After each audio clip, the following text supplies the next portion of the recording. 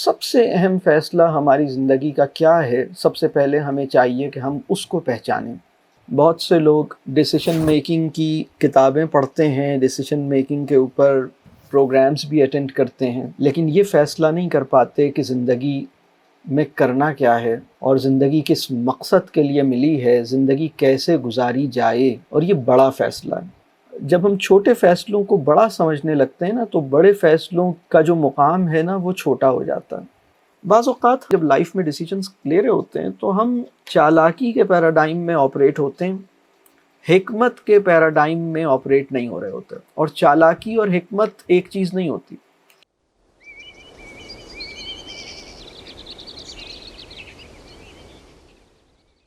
السلام علیکم ورحمۃ اللہ وبرکاتہ۔ آج کی ویبینار کا موضوع ہے پرنسپلز آف ڈیسیشن میکنگ۔ ہماری لائف میں ہر وقت ہم کوئی نہ کوئی فیصلہ کر رہے ہوتے ہیں، کسی نہ کسی چیز کا فیصلہ اپنی لائف میں، چھوٹا یا بڑا، ہر وقت ہم ایک ایسے پروسیس میں ہوتے ہیں کہ کوئی فیصلہ کرنا ہوتا ہے، کچھ نہ کچھ منتخب کرنا ہوتا ہے، کسی جگہ پہ کوئی رسپانس دینا ہوتا ہے۔ تو ہر وقت ہم اپنی لائف میں چاہیں یا نہ چاہیں کچھ نہ کچھ ہم طے کر رہے ہوتے ہیں، فیصلہ کر رہے ہوتے ہیں یا منتخب کر رہے ہوتے ہیں۔ لیکن عموماً ایسا ہوتا ہے کہ جب ہم کسی سچویشن میں پھنس جاتے ہیں، کبھی کسی دباؤ میں آتے ہیں، کبھی کسی مشکل میں ہوتے ہیں، یا کبھی کنفیوژن کا شکار ہوتے ہیں، سمجھ میں نہیں آتا کہ کیا کروں، یا پھر کوئی ایسی سچویشن ہوتی ہے جس میں ہمیں لگتا ہے کہ یہ بہت امپورٹنٹ معاملہ ہے، اس معاملے کو ہم بہت اہم سمجھنے لگتے ہیں، یا اس کے لیے جو ایفرٹ ہو رہی ہوتی ہے یا اس کی جو کاسٹ ہوتی ہے وہ ہماری نگاہ میں بہت زیادہ ہوتی ہے، یا ہماری اس عمل کا یا اس فیصلے کا جو آؤٹ کم ہے وہ ہمیں بہت بڑا لگ رہا ہوتا ہے۔ تو ایسی سچویشنز میں ہمیں لگتا ہے کہ یہ ڈیسیشن میکنگ والا ٹائم ہے، یہ اب ہمیں کوئی ڈیسیجن لینا ہے، مطلب اس وقت ہمیں لگتا ہے کہ ہاں یہ ہے فیصلے کا وقت۔ حالانکہ فیصلہ تو ہم ہر وقت کر رہے ہوتے ہیں۔ آپ کس کمرے میں بیٹھ کے یہ پروگرام اٹینڈ کر رہے ہیں، یہ بھی آپ کا فیصلہ ہے۔ آپ نے کھانا کھایا یا نہیں کھایا، آپ لیپ ٹاپ پہ یہ ویبینار اٹینڈ کر رہے ہیں یا موبائل فون پہ کر رہے ہیں، یہ بھی ایک ڈیسیشن ہے۔ اور آپ کون سے کمرے میں بیٹھ کے کر رہے ہیں یا آؤٹ ڈور کر رہے ہیں، یہ بھی ایک ڈیسیشن ہے۔ نوٹ ٹیکنگ کریں گے یا نہیں کریں گے، یہ بھی ایک ڈیسیشن ہے۔ لیکن ہماری لائف کے وہ معاملات ہمیں لگتا ہے کہ اس کے لیے ایفرٹ یا اس کی کاسٹ بہت زیادہ ہے، یا اس کے جو نتائج ہیں وہ شاید بہت بڑے ہمیں نظر آ رہے ہوں، ہمیں لگ رہا ہو کہ اس کے بڑے نتائج پیدا ہو سکتے ہیں۔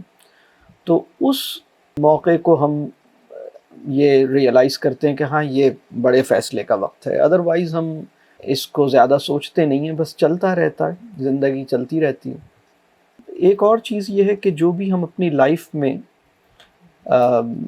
فیصلہ کرتے ہیں، اس کا ہماری لائف میں جتنے لوگ جڑے ہوتے ہیں نا، ان سے کوئی نہ کوئی ڈائریکٹ یا انڈائریکٹ تعلق ہوتا ہے۔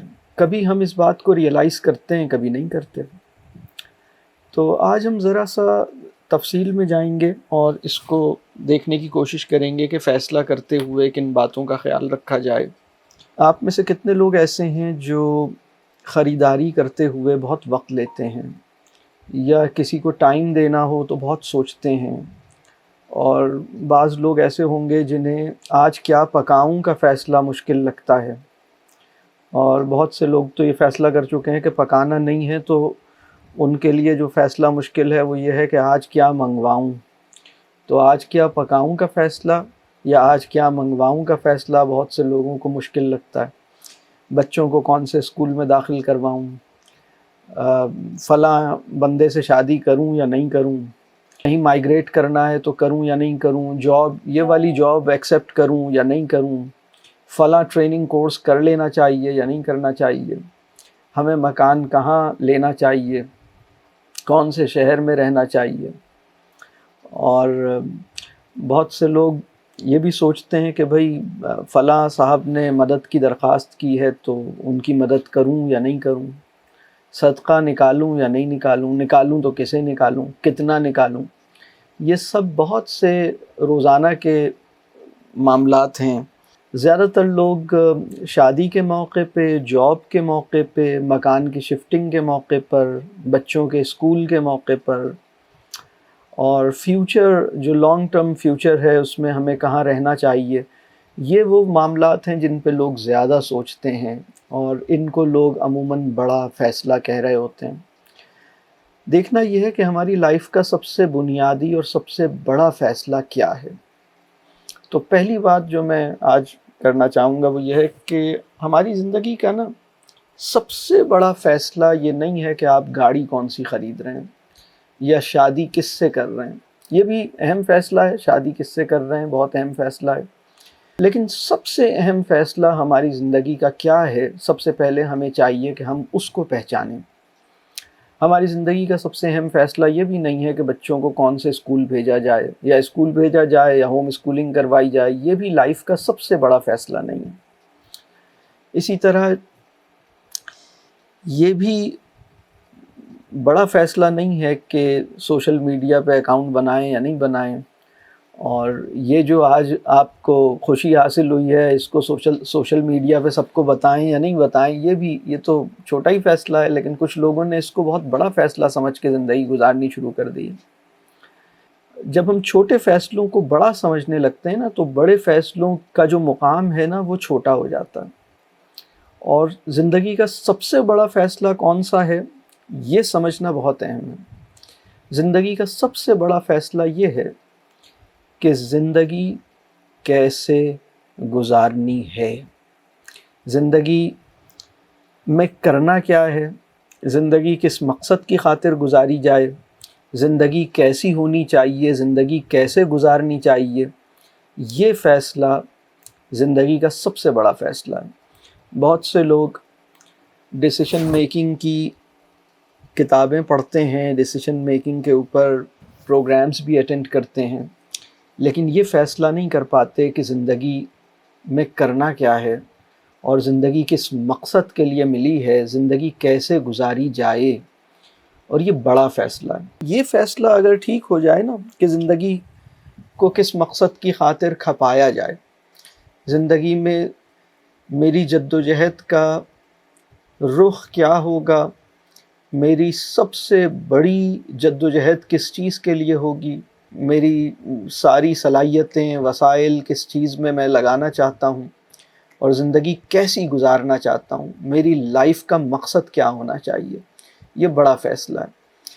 اور اگر اس میں غلطی ہو جائے اور باقی چھوٹے فیصلے ٹھیک بھی ہو جائیں، جوتا آپ نے بہت اچھا خریدا تھا صاحب، اور وہ فلاں جگہ جو آپ نے ایئر لائن کی ٹکٹس آپ کو سستی مل رہی تھیں آپ نے خرید لی، اور آپ نے گاڑی بہت اچھے ریٹ میں خرید لی، اور گھر صحیح وقت پہ بنوا لیا، اور جاب صحیح جگہ اچھی مل گئی. تو یہ فیصلے جو ہے نا ان کی حیثیت اس بڑے فیصلے کے سامنے کچھ نہیں رہ جاتی. بڑا فیصلہ جو ہے وہ بہت اہم ہے کہ زندگی کیوں ملی ہے، اس کو کیسے گزارنا ہے، اس پہ ہمیں غور کرنا چاہیے. یعنی جو دوسرے فیصلے ہیں وہ اس سے تھوڑے چھوٹے ہیں، اور پھر ایوری ڈے لائف میں جیسے چھوٹے چھوٹے بہت سارے فیصلے ہیں. اچھا، دوسری بات یہ کہ آج ہم جو باتیں کریں گے نا وہ ہم چند اصولی باتیں کریں گے، اور اصول بہت اہم ہوتا ہے. اصول جو ہے وہ ٹیکنیکس اور میتھڈالوجی سے زیادہ اہم ہوتا ہے. آج کل ہمارے معاشرے میں لوگ ٹیکنیکس اور میتھڈس کو بہت اہمیت دینے لگے ہیں، لیکن جو اصول ہیں، پرنسپلز ہیں، ان کی اہمیت بھولنے لگے ہیں. اور پرنسپلز ہم چند باتیں جو اصولی نوعیت کی ہیں وہ کریں گے. اور اس سے پہلے ایک اور چیز میں واضح کروں کہ حکمت جو ہے وہ اللہ کی دین ہے. تو آج کا ورکشاپ حکمت کا سبسٹیٹیوٹ نہیں ہو سکتا. تو حکمت کی ضرورت مجھے بھی ہے، آپ کو بھی ہے، اور اللہ سے ہمیں سب سے زیادہ جس چیز کو مانگنا چاہیے، یعنی جن چیزوں کو زیادہ مانگنا چاہیے ان میں سے ایک چیز ہے حکمت. اللہ مجھے بھی اور آپ کو بھی حکمت عطا کرے.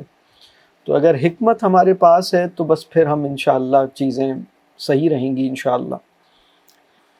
تو آج ہم ذرا فیصلوں کے بارے میں اصولی کچھ باتیں کریں گے، لیکن یہ اصول جو ہے نا وہ حکمت اگر نہیں ہے تو بس اللہ سے ہی مانگی جائے. ضروری نہیں ہے کہ ان اصولوں کو جاننا حکمت کا متبادل ہو جائے. تو ہم سب کو حکمت کی بہت ضرورت ہے. جتنی حکمت اور جتنی اللہ تعالیٰ ہمیں حکمت عطا کریں گے اتنا ہماری زندگی میں نکھار آئے گا، چیزیں ٹھیک ہوں گی انشاءاللہ۔ فیصلے سے متعلق یعنی ڈیسیشن میکنگ سے متعلق جو ہیں وہ چند باتیں شروع میں اور کروں گا، اور پھر میں ایک فریم ورک شیئر کروں گا آپ سے۔ سب سے پہلے یہ دیکھنا ہے کہ ہم کسی بھی معاملے میں چاہ کیا رہے ہیں، ہم چاہتے کیا ہیں ایکچولی، جو ہم چاہ رہے ہیں یہ چاہنا کتنا مناسب اور جائز ہے، یعنی شرعی اعتبار سے بھی اور اخلاقی اعتبار سے بھی۔ بہت سے لوگ جس معاملے میں فیصلہ کرنا چاہ رہے ہوتے ہیں اس معاملے میں وہ اپنی ڈیزائرز کو ریویو نہیں کر رہے ہوتے کہ یہ جو کچھ میں چاہ رہا ہوں یہ چاہنا کتنا ٹھیک ہے، یہ مجھے چاہنا چاہیے یا نہیں چاہنا چاہیے۔ یہ سب سے پہلا سوال ہے۔ مطلب اگر ہم اس کویسچن کو نہ اٹھائیں نا، کبھی کبھی ہماری خواہشات ہی ٹھیک نہیں ہوتی، ہم چاہ ہی غلط چیز رہے ہوتے ہیں۔ تو اگر میں جو فریم ورک شیئر کروں گا اگر اس کو ایک ایسی چیز پہ اپلائی کریں کہ ہم جو چاہ رہے ہیں وہی ٹھیک نہیں ہے، تو اب فیصلہ کرنے کی کوئی بھی میتھڈالوجی یا کوئی بھی فریم ورک اس کے اوپر اپلائی کر دیں تو وہ بات ہی ٹھیک نہیں ہے۔ مطلب شرعی اعتبار سے بھی اور اخلاقی اعتبار سے بھی جو ہم چاہ رہے ہیں وہ کتنا مناسب، کتنا جائز، کتنا ٹھیک، کتنا درست ہے۔ دوسرا جو سوال ہے فیصلہ کرنے سے ریلیٹڈ وہ یہ ہے کہ جس معاملے میں آپ سمجھتے ہیں کہ آپ کو فیصلہ کرنا ہے یا یہ سچویشن ہے جس میں آپ کو ایک ڈیسیشن لینا ہے، تو دوسرا سوال آپ کو یہ کرنا چاہیے کہ کیا یہ آپ کا ڈومین ہے یا نہیں ہے، اور اگر یہ آپ کا ڈومین ہے تو کیا سوللی آپ کا ڈومین ہے، یعنی صرف آپ کا ڈومین ہے، یا یہ کسی اور کا بھی ڈومین ہے، یعنی یہ شیئرڈ ڈومین کی ڈیسیشن میکنگ ہے یا یہ اس ڈومین کی ڈیسیشن میکنگ ہے جس میں بس آپ ہی ہیں۔ اور کبھی کبھی مسئلہ یہ ہوتا ہے کہ ہم ان ڈومینز کے ڈیسیشنز لینے کی کوشش کرتے ہیں جو یا تو ہمارے نہیں ہیں، یا اگر ہمارے ہیں تو وہ جزوی طور پہ ہمارے ہیں، وہ کسی اور کے بھی ہیں۔ اور کبھی کبھی ہم کسی ایتھارٹی کے انڈر میں ہوتے ہیں، مطلب ایتھارٹی سے مراد یہ ہے کہ مطلب اگر آپ فیملی میں ہیں تو والد صاحب ایتھارٹی ہیں، یا شوہر ایتھارٹی ہیں، یا ایک آرگنائزیشن میں کام کرتے ہیں تو آپ کی آرگنائزیشن کے آپ کے جو ہیڈ ہیں یا جو بھی آپ کے امیڈیٹ ہیڈ ہیں وہ ایتھارٹی مطلب ان کے پاس ہے، تو وہ آپ کوئی فیصلہ اگر کر رہے ہیں تو آپ کو یہ دیکھنا ہے کہ بھئی یہ آپ فیصلہ کرنا بھی چاہیے، آپ فیصلے کے لیے انٹائٹلڈ ہیں یا نہیں ہیں۔ یہ دوسرا سوال ہے۔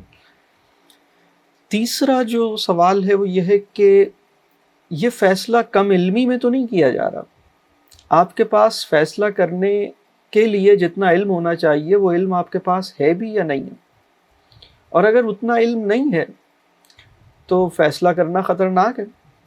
مطلب بہت کم علم کے ساتھ آپ ایک اتنا بڑا فیصلہ کر رہے ہیں، آپ کتنا واقف ہیں اس پورے معاملے سے جس معاملے میں فیصلہ کرنا ہے، اور اب خاص طور پہ وہ معاملہ جو بڑا معاملہ ہے۔ وہ ابھی ہم دیکھتے ہیں کہ بڑا معاملہ کون سا ہوتا ہے اور چھوٹا معاملہ کون سا ہوتا ہے۔ پہلے میں نے یہ بات کر دی کہ زندگی کا سب سے بڑا فیصلہ کون سا ہوتا ہے، اس کے بعد جو فیصلے ہیں اس میں بڑے اور چھوٹے کا ایک آرڈر بن سکتا ہے، تو وہ ابھی ہم دیکھیں گے۔ تو یہ تیسرا سوال ہے کہ اگر وہ کوئی بڑا معاملہ ہے تو اس میں ہمارے پاس علم ہونا چاہیے، اور جتنا بڑا معاملہ ہے اتنا زیادہ علم ہونا چاہیے، علم حاصل کریں پھر اس کا۔ اور لا علمی کے ساتھ یا کم علمی کے ساتھ کسی بڑے معاملے میں فیصلہ کرنا بہت خطرناک ہے۔ تو یہ تیسری بات ہو گئی۔ چوتھی بات یہ ہے کہ ہمیں یہ بھی دیکھنا چاہیے جس معاملے میں ہمیں فیصلے کی ضرورت پڑ رہی ہے کیا یہ فیصلہ فوری طور پہ کرنا ضروری ہے، کیا ابھی ڈیسیشن لینا ضروری ہے، اور اگر ابھی ڈیسیشن نہیں لیا تو کیا ہوگا۔ اسی کی فلپ سائڈ بھی ہے اسی سوال کی کہ یہ ڈیسیشن مطلب کب تک لے لینا چاہیے، اس ڈیسیشن میں اگر تاخیر کی تو کیا ہوگا۔ تو یہ بھی ہمیں دیکھنا چاہیے۔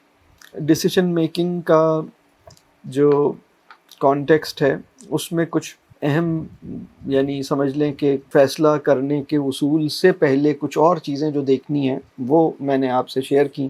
زندگی کا سب سے بڑا فیصلہ کیا ہے، اور فیصلہ کرنے سے پہلے یہ جو 4 مختلف سوالات میں نے کہے اس کو دیکھیے. اب ہم آگے چلتے ہیں اور میں چاہوں گا کہ ایک فریم ورک شیئر کروں. اس فریم ورک میں 5 اہم پوائنٹس ہیں جو میں شیئر کروں گا، اور کسی بھی اہم فیصلے کو کرتے ہوئے ہمیں کن چیزوں کا خیال رکھنا چاہیے، اور اس حوالے سے میں 5 باتیں کروں گا. یہ ایک طرح سے ایک فریم ورک ملے گا ہمیں انشاءاللہ. لیکن اس فریم ورک سے پہلے جو چیزیں تھیں وہ میں نے آپ سے ابھی شیئر کی ہیں. سب سے پہلا پوائنٹ اب جو فریم ورک میں شیئر کر رہا ہوں وہ یہ ہے کہ ایک لاجیکل انالیسس ہمیں کرنا چاہیے. اور یہ جو لاجیکل انالیسس ہے یہ پیپر پہ ہوگا، لکھ کے ہوگا، ریٹن فارم میں. اب وہ بھلے آپ کاغذ پہ کریں یا اپنی لیپ ٹاپ پہ کریں، اور اس کے لیے بھی کچھ کویسچنز، کچھ باتیں ہیں جو میں چاہوں گا جن کو ذہن میں رکھیں. اس میں کئی چیزیں ہیں. اس میں ایک بات یہ ہے کہ آپ جس معاملے میں ڈیسیشنز لینا چاہتے ہیں اس میں آپ کے پاس آپشنز کتنے ہیں. تمام پاسبل آپشنز کو لسٹ ڈاؤن کر لیجئے. پھر اس کے بعد ہر آپشن کے پروز اینڈ کونس کو لکھیے. بالفرض آپ کے پاس ایک صورتحال ہے جس میں 3 راستے ہیں یا 3 چوائسز ہیں یا 3 آپشنز میں سے کوئی ایک آپ نے لینا ہے، تو پہلے آپشن کے پروز اینڈ کونز یعنی اس کے اگر اس آپشن کو اختیار کرتے ہیں تو کیا فائدہ یا کیا نقصان ہو سکتا ہے. ہر آپشن کے میرٹس، ڈی میرٹس، ایڈوانٹیجز، ڈس ایڈوانٹیجز یا پروز اور کونز، ان کو بہت اچھی طرح لکھیں. تمام آپشنز لکھنے کے بعد اس طرح اس کو سوچا جائے. یہ لاجیکل انالیسس کا پہلا اسٹیپ ہے. لاجیکل انالیسس کا جو دوسرا اسٹیپ ہے وہ یہ ہے کہ جو فیصلے ہم کر رہے ہوتے ہیں ان میں بعض فیصلے ایسے ہوتے ہیں اس فیصلے کا اثر دوسروں پہ بھی پڑے گا، وہ صرف ہماری زندگی سے متعلق نہیں ہوتے. وہ فیصلے جو صرف ہماری اپنی لائف سے متعلق ہوتے ہیں نا، ان کے اندر بھی یہ ہوتا ہے کہ وہ ایونچولی اس کا ایک باہر کی دنیا پر ایک اثر پھر بھی پڑتا ہے. مثال کے طور پر آپ اگر ناشتہ نہیں کر رہے تو یہ ایک فیصلہ ہے جو آپ نے شعوری طور پر نہیں لیا، بس آپ نکل گئے، آپ نے سوچا نہیں کہ ناشتہ کروں یا نہیں کروں. تو صبح میں ایک آپشن تھا ناشتہ کریں، دوسرا آپشن یہ تھا کہ نہیں کریں، تیسرا آپشن یہ تھا تھوڑی دیر سے کریں. تو آپ نے ان میں سے کسی کو نہیں سوچا، آپ ایسے ہی نکل گئے اور آپ نے کہا یہ تو ناشتہ نہ کرنا میرا ذاتی معاملہ ہے. لیکن یہ جو بالکل پیورلی ذاتی معاملہ ہے نا کہ آپ نے ناشتہ نہیں کیا، اس کا بھی ایک اثر جو ہے وہ آپ کی فیملی پہ پڑے گا. جب آپ ڈسٹرب ہوں گے، جب آپ ایمٹی اسٹمک ہوں گے، جب آپ کا انرجی لیول کم ہوگا تو باقی لوگ بھی پریشان ہوں گے، اور وہ آپ سے کچھ کہیں گے تو نہیں، لیکن میں ان کے بیہاف پہ آپ سے یہ کہہ رہا ہوں کہ بھائی انہوں نے کیا قصور کیا ہے، آپ کیوں ناشتہ نہیں کر رہے، آپ مطلب انہوں نے آپ کا کیا بگاڑا، تو آپ ناشتہ کر لیا کریں. تو کیونکہ اب یہ لائف کا وہ فیصلہ ہے جو بہت ہی پرسنل ہے. آپ کہیں بھائی میں نے نہیں کیا ناشتہ یا میں نے جو بھی کر لیا ناشتہ. اب دیکھیں 3 آپشنز تو یہ تھے نا کہ ناشتہ کروں یا نہیں کروں یا دیر سے کروں، اور پھر ناشتے میں کیا کروں اور کیا نہیں کروں یہ ایک اور فیصلہ تھا. اور ناشتہ مطلب راستے میں گاڑی میں بیٹھ کے کروں یا اطمینان سے گھر میں بیٹھ کے کروں، اکیلے کروں یا سب کے ساتھ کروں، گھر کا بنا ہوا ناشتہ کروں یا بازار سے منگوایا ہوا ناشتہ کروں. اب یہ اور اس سے ریلیٹڈ چیزیں ہیں، اور یہ بہت پرسنل، مطلب میں وہ ایک ایسی اگزامپل لے رہا ہوں جس کو ایسا لگے گا کہ بھائی یہ تو میری ذات سے متعلق ہے.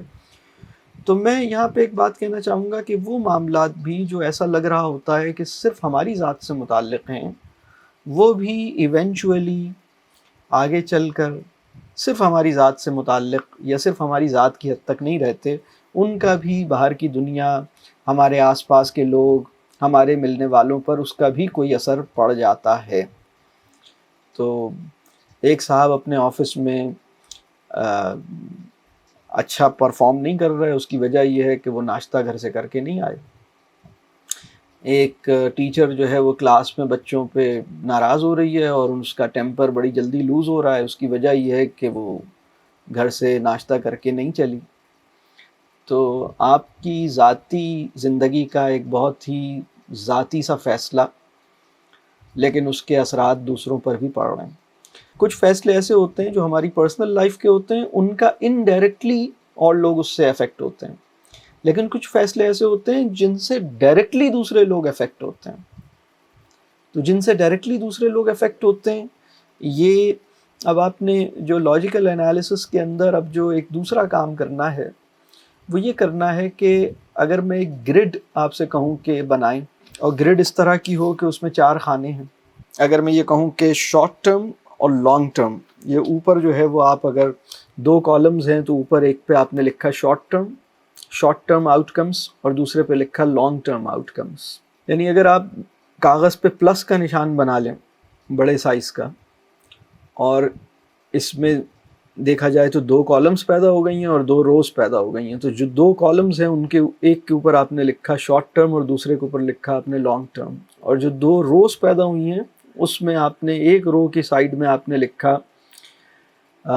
سیلف، یعنی میری ذات کے اوپر اس کا کیا اثر ہوگا، یا پھر آپ نے لکھا کہ اللہ سے تعلق، اس پہ اس کا کیا اثر پیدا ہوگا، اور دوسری رو کے اوپر آپ نے لکھا فیملی اور ادرس اور انوائرمنٹ، یعنی ان سب پہ اس کے کیا اثرات ہوں گے، میری ذات پر اس کے کیا اثرات ہوں گے، اللہ سے تعلق پر اس کے کیا اثرات ہوں گے۔ یہ ایک بات ہو گئی، اور دوسری بات ہو گئی کہ میری فیملی پر اور دوسروں سے مراد بہرحال جو آپ کے اور جاننے والے ہیں، جو فیملی میں تو نہیں ہیں لیکن بہرحال آپ کے اور بھی ملنے والے ہیں، اور پھر انوائرمنٹ پر، جو باہر ماحول ہے اس پر اس کے کیا اثرات ہوں گے، اور یا اوور آل مطلب ماحولیات پہ اس کے کیا اثرات ہوں گے۔ میں یہ والی بات کر رہا ہوں، ایکالوجی کی بات کر رہا ہوں، نیچر کی بات کر رہا ہوں، آؤٹر نیچر جو ہے۔ تو اور پھر شارٹ ٹرم اور لانگ ٹرم۔ تو اب آپ یہ دیکھیے کہ جو فیصلہ آپ کر رہے ہیں اس کے شارٹ ٹرم اور لانگ ٹرم کانسیکوینسز کیا ہوں گے۔ یہ لاجیکل انالیسس کا ایک اور انداز ہے، اور صرف میری ذات پر نہیں، مطلب اگر میں نے یہ طریقہ یا یہ عمل کیا یا یہ روش اختیار کی یا فلاں جگہ اگر جاب کی، اور آپ نے ایک جگہ جاب شروع کی ہے جس میں آپ کا ٹریول ٹائم بہت زیادہ ہے، تو اب یہ ایک آپشن ہے کہ اس جاب کو کیا جائے یا نہیں کیا جائے۔ تو اب آپ ایک دیکھیے کہ شارٹ ٹرم میں میری ذات پر اور اللہ سے تعلق پر اس فیصلے کا اثر کیا ہوگا، لانگ ٹرم پر اس کا کیا ہوگا، اور شارٹ ٹرم پر میری فیملی کے ساتھ تعلق پر یا دوسروں کے ساتھ تعلق پر یا ماحولیات پر اس کا امپیکٹ کیا ہوگا، اور لانگ ٹرم میں اس کا امپیکٹ کیا ہوگا۔ یا آپ نے اپنے بچوں کے لیے ایک اسکول منتخب کیا ہے، فلانے اسکول میں بھیجوں گا، لانگ ٹرم میں اس سے کیسا ذہن تیار ہوگا، کیسی شخصیت پیدا ہوگی، کیا اس کا آؤٹ کم ہے، شارٹ ٹرم میں کیا ہے، لانگ ٹرم میں کیا ہے۔ آپ کے سر میں درد ہو رہا ہے، آپ نے ایک پین کلر کھائی ہے، اور اس کا شارٹ ٹرم میں کیا ہوگا اور لانگ ٹرم میں کیا ہوگا۔ ہر فیصلہ جو ہے نا شارٹ ٹرم اور لانگ ٹرم، ایک ایکسس یہ ہے کہ شارٹ ٹرم آؤٹ کمز اور لانگ ٹرم آؤٹ کمز کو امیجن کیا جائے، اور شارٹ ٹرم آؤٹ کمز کو بھی ایک دائرہ یہ ہے کہ مطلب میرے مزاج پر، میری شخصیت پر، میری ذہنی صحت پر، میری جسمانی صحت پر، میرے موڈ پر، یا میرا اللہ سے تعلق پر، میری نمازوں کی کوالٹی پر، میرے ذہنی سکون پر، میری نیند پر اس کے کیا اثرات ہوں گے، یا میرے شعور پر اس کے کیا اثرات ہوں گے، میرے کانفیڈنس پہ اس کے کیا اثرات ہوں گے، ٹھیک ہے، یا میرے ایمان پر اس کے کیا نتائج پیدا ہوں گے۔ تو شارٹ ٹرم میں کیا ہوں گے، لانگ ٹرم میں کیا ہوں گے، بات واضح ہو رہی ہے۔ اور اسی طرح میری فیملی اور میرے آنے والے بچوں پر اس کے کیا ہوں گے۔ بہت سے لوگ شارٹ ٹرم میں دیکھتے ہیں، معاملہ یہ ہے کہ وہ شارٹ ٹرم بینیفٹس کو اتنا اچھی طرح دیکھ لیتے ہیں کہ لانگ ٹرم لاسز بلر ہو جاتے ہیں، مطلب شارٹ ٹرم بینیفٹس اتنے اچھے نظر آ رہے ہوتے ہیں، لانگ ٹرم ڈیمیج یا لاسز کو وہ اگنور کر دیتے ہیں اور فیصلہ غلط ہو جاتا ہے۔ تو اس کو سمجھنے کی ضرورت ہے۔ تو لاجیکل انالیسس میں میں نے ایک بات یہ کہی کہ آپ کتنے آپشنز آپ کے پاس ہیں، کوشش کیجئے کہ تمام آپشنز، جتنے زیادہ آپشنز لسٹ ڈاؤن کر سکتے ہیں ان سب کو دیکھیے، اور ان سب کے ہر آپشن کے فائدے نقصان اس کو لکھیے، اور کاغذ پہ کرنا ہے یہ کام۔ دوسرا کام بھی کاغذ پہ کرنا ہے، شارٹ ٹرم اور لانگ ٹرم آؤٹ کمز، میرے اس فیصلے کے نتائج کیا ہوں گے آگے چل کر اور ابھی، اور میری ذات پر اور اللہ سے تعلق میں کیا ہوں گے، اور میری فیملی پر، میرے بچوں پر، میرے آنے والی نسلوں پر، اور میرے جاننے والوں پر، اور میرے ماحول پر اس کے کیا نتائج ہوں گے، اس کو سوچنا چاہیے۔ ڈیسیجن میکنگ کا ایک اصول یہ ہے کہ چیزوں کو ٹوٹیلٹی میں دیکھا جائے، آئسولیشن میں نہ دیکھا جائے، ہولسٹک اپروچ ہو، بجائے اس کے کہ ہم کسی چھوٹی سی چیز کی بنیاد پر، ایک چھوٹے سے ڈیٹا کی بنیاد پر، کسی چھوٹی سی چیز کے اوپر، مطلب ہم بس تھوڑی سی ایک چیز سامنے آئی فیصلہ کر لیا۔ بھئی ہر اینگل سے دیکھیے، تھورولی ریویو کیجیے۔ تو تھورولی ریویو کرنے کے لیے یہ جو فریم ورک میں پہلی بات ہے نا، لاجیکل انالیسس، اس کا یعنی ریٹن لاجیکل انالیسس، یہ پہلا پوائنٹ ہے، اور اس کے اندر میں نے اب تک 2 مشورے دیے ہیں۔ اچھا، تیسرا جو مشورہ ہے اس حوالے سے وہ یہ ہے کہ آپ نے جب لاجیکل انالیسس کریں گے تو آپ نے یہ دیکھنا ہے کہ آپ کے فیئرز تو نہیں ہیں کچھ، آپ کے فیئرز کیا ہیں، آپ اپنے فیئرز کو لکھ لیجئے۔ فیئرز کا تعلق بھی دل سے ہے، اب دل میں صرف خوف تو نہیں ہے، دل میں اور چیزیں بھی ہیں۔ تو خوف تو چلیں ایک کمزوری ہے، لیکن اب جو میں باقی چیزیں بتاؤں گا وہ کمزوری سے زیادہ جیسے خرابی ہے، مطلب برائی ہے۔ تو اس کو ذرا ہم پہچانیں کہ یہ جو فیصلہ ہو رہا ہے کسی لالچ کی بنیاد پہ تو نہیں ہو رہا۔ مطلب کچھ لوگ اس لیے فوری فیصلہ کرنا چاہتے ہیں کیونکہ ایک اپرچونٹی آئی ہے۔ اب دیکھیں، ایک لفظ ہے اپرچونٹی، فیصلے جو ہیں نا وہ اپرچونٹی کو سامنے رکھ کے نہیں ہونے چاہیے۔ مثال کے طور پر ایک صاحب کو ایک اپرچونٹی مل رہی ہے کہ وہ اگر اگلے 6 دن میں یہ چیز خرید لیں تو اتنی سستی مل جائے گی، تو اب وہ انہیں ضرورت بھی نہیں ہے لیکن سستی مل رہی ہے، لہٰذا وہ پریشان ہیں۔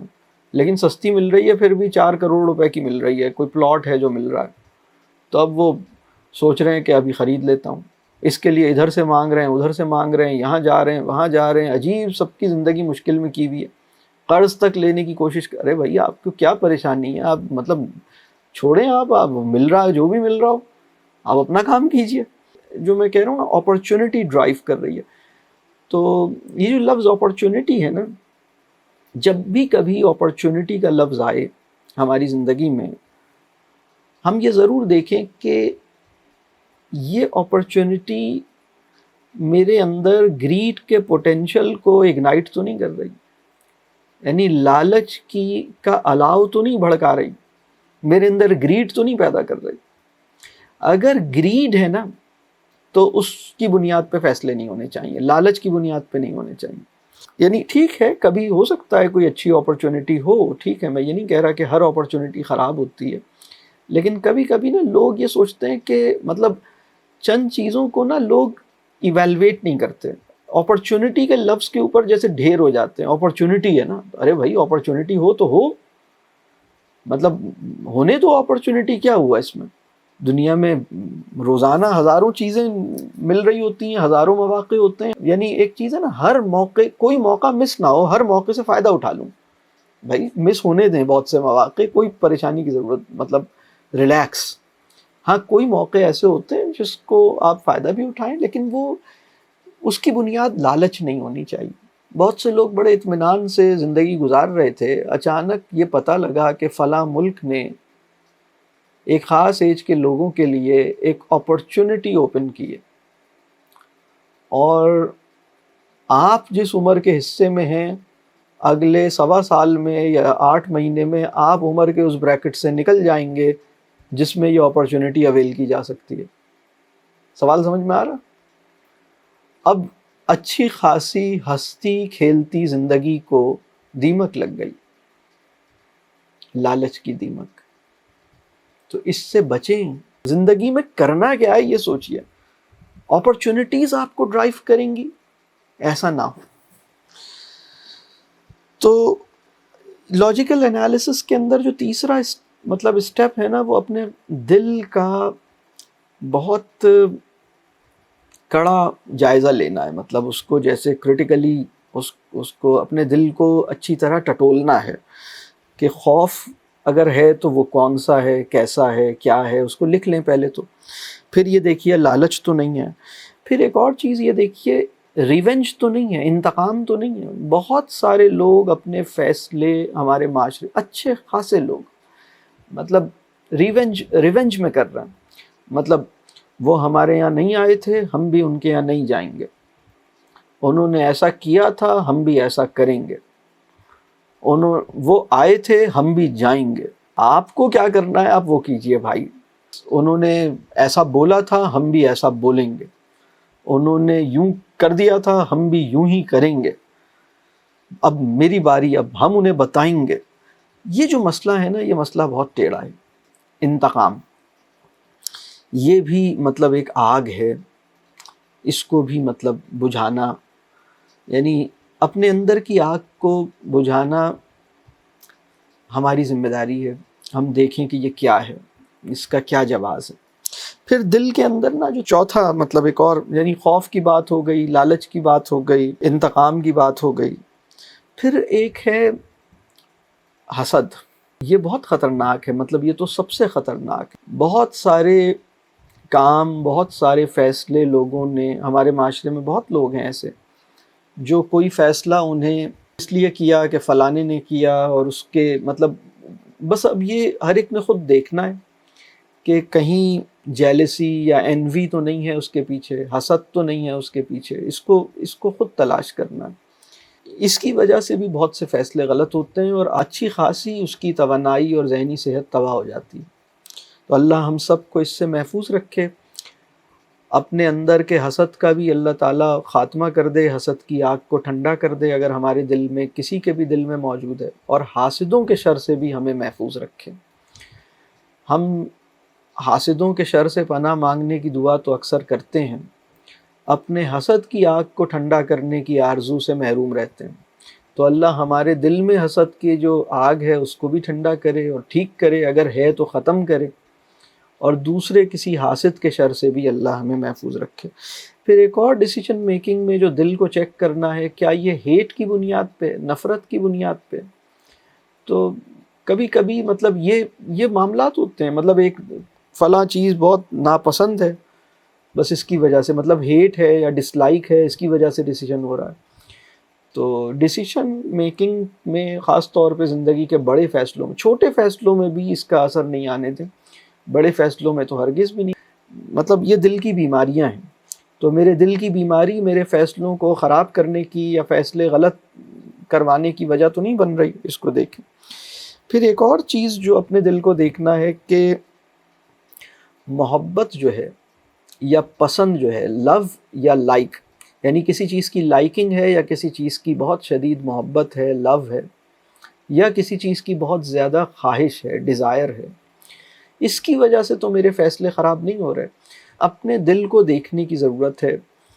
اور کبھی کبھی کیا ہوتا ہے, جیسے وہ کہتے ہیں نا محبت اندھا کر دیتی ہے, تو محبت یہ ضرور کرتی ہے. اور کون سی محبت اندھا کرتی ہے؟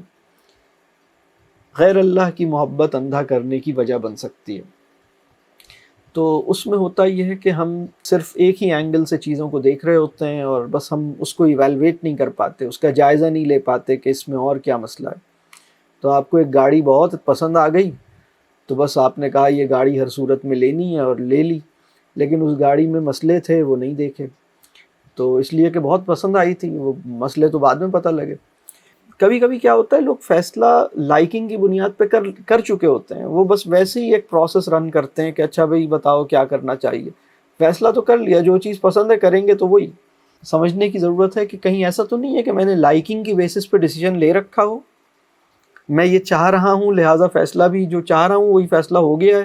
اب ویسے ہی سب سے مشورہ کر رہے ہیں اور بس سوچ بچار کر رہے ہیں, اور جتنے بھی آپشنز ہیں ان کو اس لیے لکھ رہے ہیں تاکہ جس چیز کو میں چاہ رہا ہوں اس کو بہتر ثابت کر دیا جائے.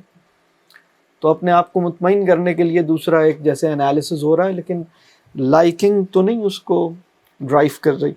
پھر ایک چیز اور ہے، وہ جیسے انا کا مسئلہ ہے نا، انا بڑی خطرناک چیز ہے۔ ہمیں ایک بات سمجھنی چاہیے کہ ہمارا فائدہ اور ہماری انا کی تسکین یہ دو بالکل الگ چیزیں ہیں۔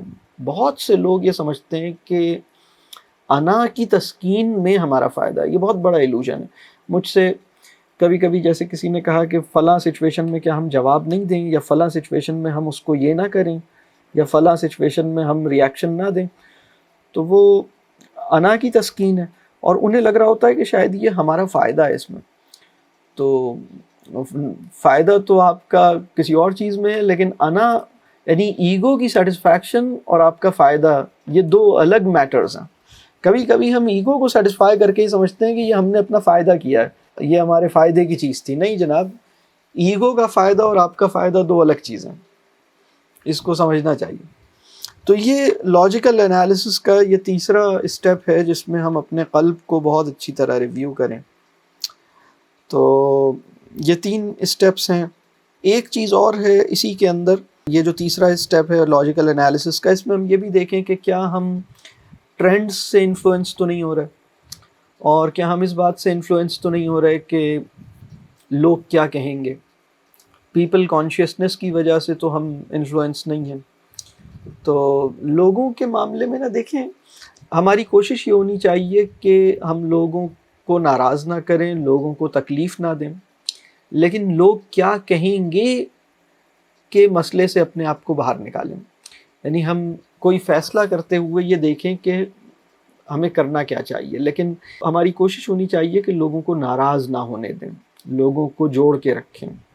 یہ بھی جیسے لاجیکل انالیسس کا میں نے ایک ڈیٹیل میں نے آپ کو بتایا کہ جو فریم ورک ہے اس کے 5 پوائنٹس ہیں، اور پہلا اسٹیپ ہے لاجیکل انالیسس جس کے اوپر ہم نے بات کی۔ دوسرا جو اسٹیپ ہے وہ ہے ایمانی تناظر میں اس کا جائزہ لینا۔ اسلام کا جو پرسپیکٹو ہے، یعنی reviewing the matter in the light in the perspective of Islam. اگر ہم مسلمان ہیں تو ہمارا ایک ورلڈ ویو ہونا چاہیے، اسلام کا تناظر، اسلام کا ورلڈ ویو ہونا چاہیے، اور اس میں ہم اس کو ایسس کریں۔ اور اس میں ہم کیسے ایسس کریں گے؟ تو اس کے ایسس کرنے کا ایک تو مطلب اس کے بھی 3 لیولز ہیں۔ ایک تو بالکل بیسک سا لیول ہے، اب آپ یہ ایسس کریں کہ شریعت میں اس کی اجازت ہے نہیں ہے، یہ کام غلط ہے صحیح ہے۔ اگر یہ کام غلط ہے، اجازت نہیں ہے، تو بس بات ختم، اب یہ نہیں کرنا ہے۔ اور اگر اس کی اجازت ہے تو اب ہم تھوڑا سا اور دیکھیں گے کہ کچھ چیزیں ایسی ہوتی ہیں جس کی شریعت میں گنجائش تو ہوتی ہے، لیکن وہ عمل اس سچویشن میں ٹھیک نہیں ہوتا، مطلب وہ عمل مناسب نہیں ہوتا۔ اب شریعت میں گنجائش ہے بہت ساری چیزوں کی، شریعت میں مطلب آپ فلانے سے نکاح نہیں کریں، آپ یہ بھی گنجائش ہے، کر لیں اس کی بھی گنجائش ہے، اس کو چھوڑ دیں علیحدہ ہو جائیں اس کی بھی گنجائش ہے۔ تو شریعت میں تو سبھی گنجائشیں موجود ہیں، تو آپ کیا کریں گے؟ آپ کو دیکھنا چاہیے کہ بھائی تو سچویشن کے اندر ہمیں کرنا کیا چاہیے، اور اس سچویشن میں ہم اپنا جو اسلام کا ورلڈ ویو ہے اس کو کیسے اپلائی کریں۔ اب اس کی طرف ہم جاتے ہیں، یعنی یہ میں جو فریم ورک 5 پوائنٹس کا ہے اس میں یہ دوسرے پوائنٹ کے دوسرے حصے پہ جا رہا ہوں۔ یعنی پہلے میں نے لاجیکل انالیسس کی 3 مطلب اسٹیپس بتائے، اب یہ میں اسلامک پرسپیکٹو سے چیزوں کو ریویو کرنے کے لیے میں 3 اسٹیپس بتا رہا ہوں۔ پہلا بالکل اسٹریٹ، از اٹ حلال اور حرام، شریعہ میں ایکسیپٹیبل ہے، پرمیسیبل ہے، نہیں ہے، اسٹریٹ یس نو کے اندر وہ بالکل سیدھے سیدھے ایک لیگل ججمنٹ آپ کو۔ اور یہ اس کے لیے اگر آپ کے پاس نالج نہیں بھی ہے تو بہت سارے لوگ آپ کے یعنی اس کی نالج کامنلی اویلیبل ہوتی ہے، آپ پوچھ سکتے ہیں۔ لیکن ایک اس سے ڈیپر لیول پر اب 2 لیولز اور ہیں جن میں جانا چاہیے، اور اس میں ایکچولی وہ جو دوسرا اور تیسرا اسٹیپ ہے نا وہ بہت انٹر ریلیٹڈ ہے، اور لیکن میں ان کو الگ الگ بتاؤں گا تاکہ ذرا سا بات واضح ہو۔ تو کرنا یہ ہے کہ ہمیں اس سچویشن کو اس طرح دیکھنا ہے کہ اگر میری جگہ رسول اللہ صلی اللہ علیہ وآلہ وسلم ہوتے تو کیا کرتے، یا اگر میں ان سے اس پہ مشورہ مانگتا تو وہ کیا بتاتے. تو یہ جو ہے یہ بہت اہم بات ہے. بلکہ ایک بات یہاں میں اور عرض کر دوں، سیرت کے مطالعے کا گول یہی ہونا چاہیے کہ یعنی سیرت کے مطالعے کے جو سمجھ لیں کہ 3 بڑے آبجیکٹیوز بن سکتے ہیں. وہ یہ ہے کہ ایک تو یہ ہے کہ رسول اللہ صلی اللہ علیہ وسلم سے محبت میں بڑھوں، ان سے ایک قلبی تعلق محسوس کروں، ان پر درود شریف بھیجتے ہوئے ایک جذبہ محسوس کروں. دوسرا آبجیکٹیو یہی ہے کہ بھائی کسی بھی سچویشن کو اس طرح دیکھنے کے قابل ہو جاؤں کہ اگر رسول اللہ صلی اللہ علیہ وسلم اس سچویشن میں ہوتے تو وہ کیا کرتے، اور اگر یہ سچویشن ایسی ہے کہ بھائی یہ اتنی ایسی عجیب و غریب سی سچویشن ہے کہ بھائی اس میں رسول اللہ صلی اللہ علیہ وسلم تو ہو ہی نہیں سکتے تھے، یہ تو آپ ہی کا مسئلہ ہے، آپ نے ہی ایسی چیزیں پالی ہوئی ہیں، آپ صلی اللہ علیہ وسلم تو ایسی چیزوں سے بہت اوپر تھے. تو پھر آپ یہ دیکھیے کہ اگر میں رسول اللہ صلی اللہ علیہ وسلم سے اس پہ مشورہ لینے جاتا تو وہ مجھے کیا کہتے.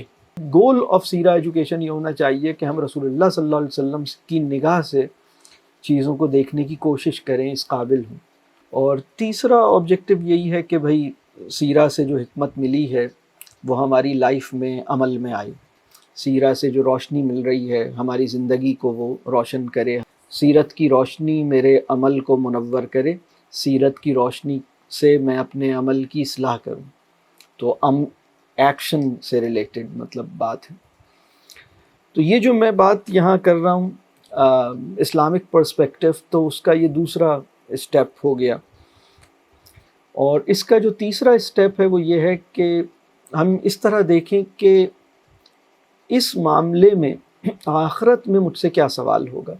مطلب میرا وہ کون سا فیصلہ ہے جو آخرت میں میرے لیے آسانی کرے گا، اور میرا وہ فیصلہ جس میں آخرت میں میرے لیے دشواری ہوگی.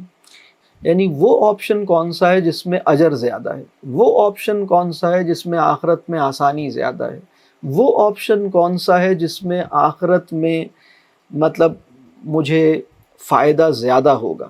یعنی 4 آپشنز ہیں، جس آپشن میں سب سے زیادہ اجر ہے یا جس آپشن میں آخرت میں زیادہ آسانی ہے، اس کا فائدہ مجھے آخرت میں ہوگا، یہ وہ معاملہ ہے جس پہ اللہ مجھ سے راضی ہوگا. تو بس میں وہ چوز کر رہا ہوں. یہ جو میں نے فریم ورک آپ سے شیئر کیا ہے، پہلا میں نے کہا پیور لاجیکل انالیسس، اس کے میں نے 3 اسٹیپس بتائے. دوسرا میں نے بتایا کہ پیور اسلامک پرسپیکٹیو سے اس کو ریویو کرنا، اور اس کے بھی میں نے 3 اسٹیپس بتائے. یہاں پر میں ایک بات اور عرض کروں، بعض اوقات ہم اپنی ڈیسیشنز میں جب لائف میں ڈیسیشنز لے رہے ہوتے ہیں تو ہم چالاکی کے پیراڈائم میں آپریٹ ہوتے ہیں، حکمت کے پیراڈائم میں آپریٹ نہیں ہو رہے ہوتے. اور چالاکی اور حکمت ایک چیز نہیں ہوتی. کلیور ہونا اور وائز ہونا یا کلیورنیس اور وزڈم یہ ایک چیز نہیں ہے. چالاکی کسے کہتے ہیں اور حکمت کسے کہتے ہیں، اب ان دونوں کو ذرا سا میں ڈیفائن کرتا ہوں تاکہ یہ بات واضح ہو.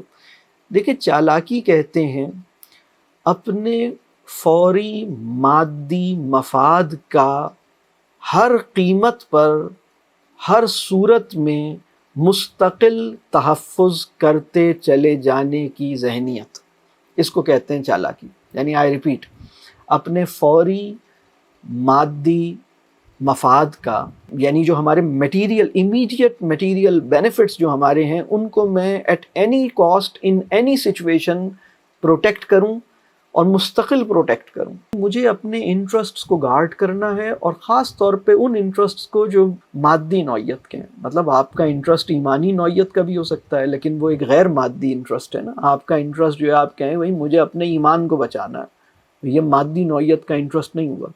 مجھے اپنے مال کو بچانا ہے. ایک صاحب نے کہا کہ میں جمعے کے دن جلدی چلا جاتا ہوں، نہیں تو پھر مجھے صحیح جگہ نہیں ملتی. وہ پھر پنکھے میں مطلب پھر ہمیں دھوپ میں بیٹھنا پڑتا ہے، یا جہاں ہم بیٹھتے ہیں وہاں پنکھا نہیں ہوتا یا اے سی نہیں ہوتا، تو اس لیے میں جلدی چلا جاتا ہوں. اب ٹھیک ہے، یہ تھوڑی سی سمجھداری اور تھوڑی سی چالاکی کا کمبینیشن ہے، اور بات ٹھیک ہے. مطلب ظاہر سی بات ہے کہ کچھ لمیٹڈ اسپیس ہے جہاں کمفرٹ لیول زیادہ ہے، ہوا لگ رہی ہے، تو آپ جلدی چلے جاتے ہیں مسجد میں جمعے والے دن تاکہ آپ پنکھے میں یا اے سی کے سامنے بیٹھ جائیں.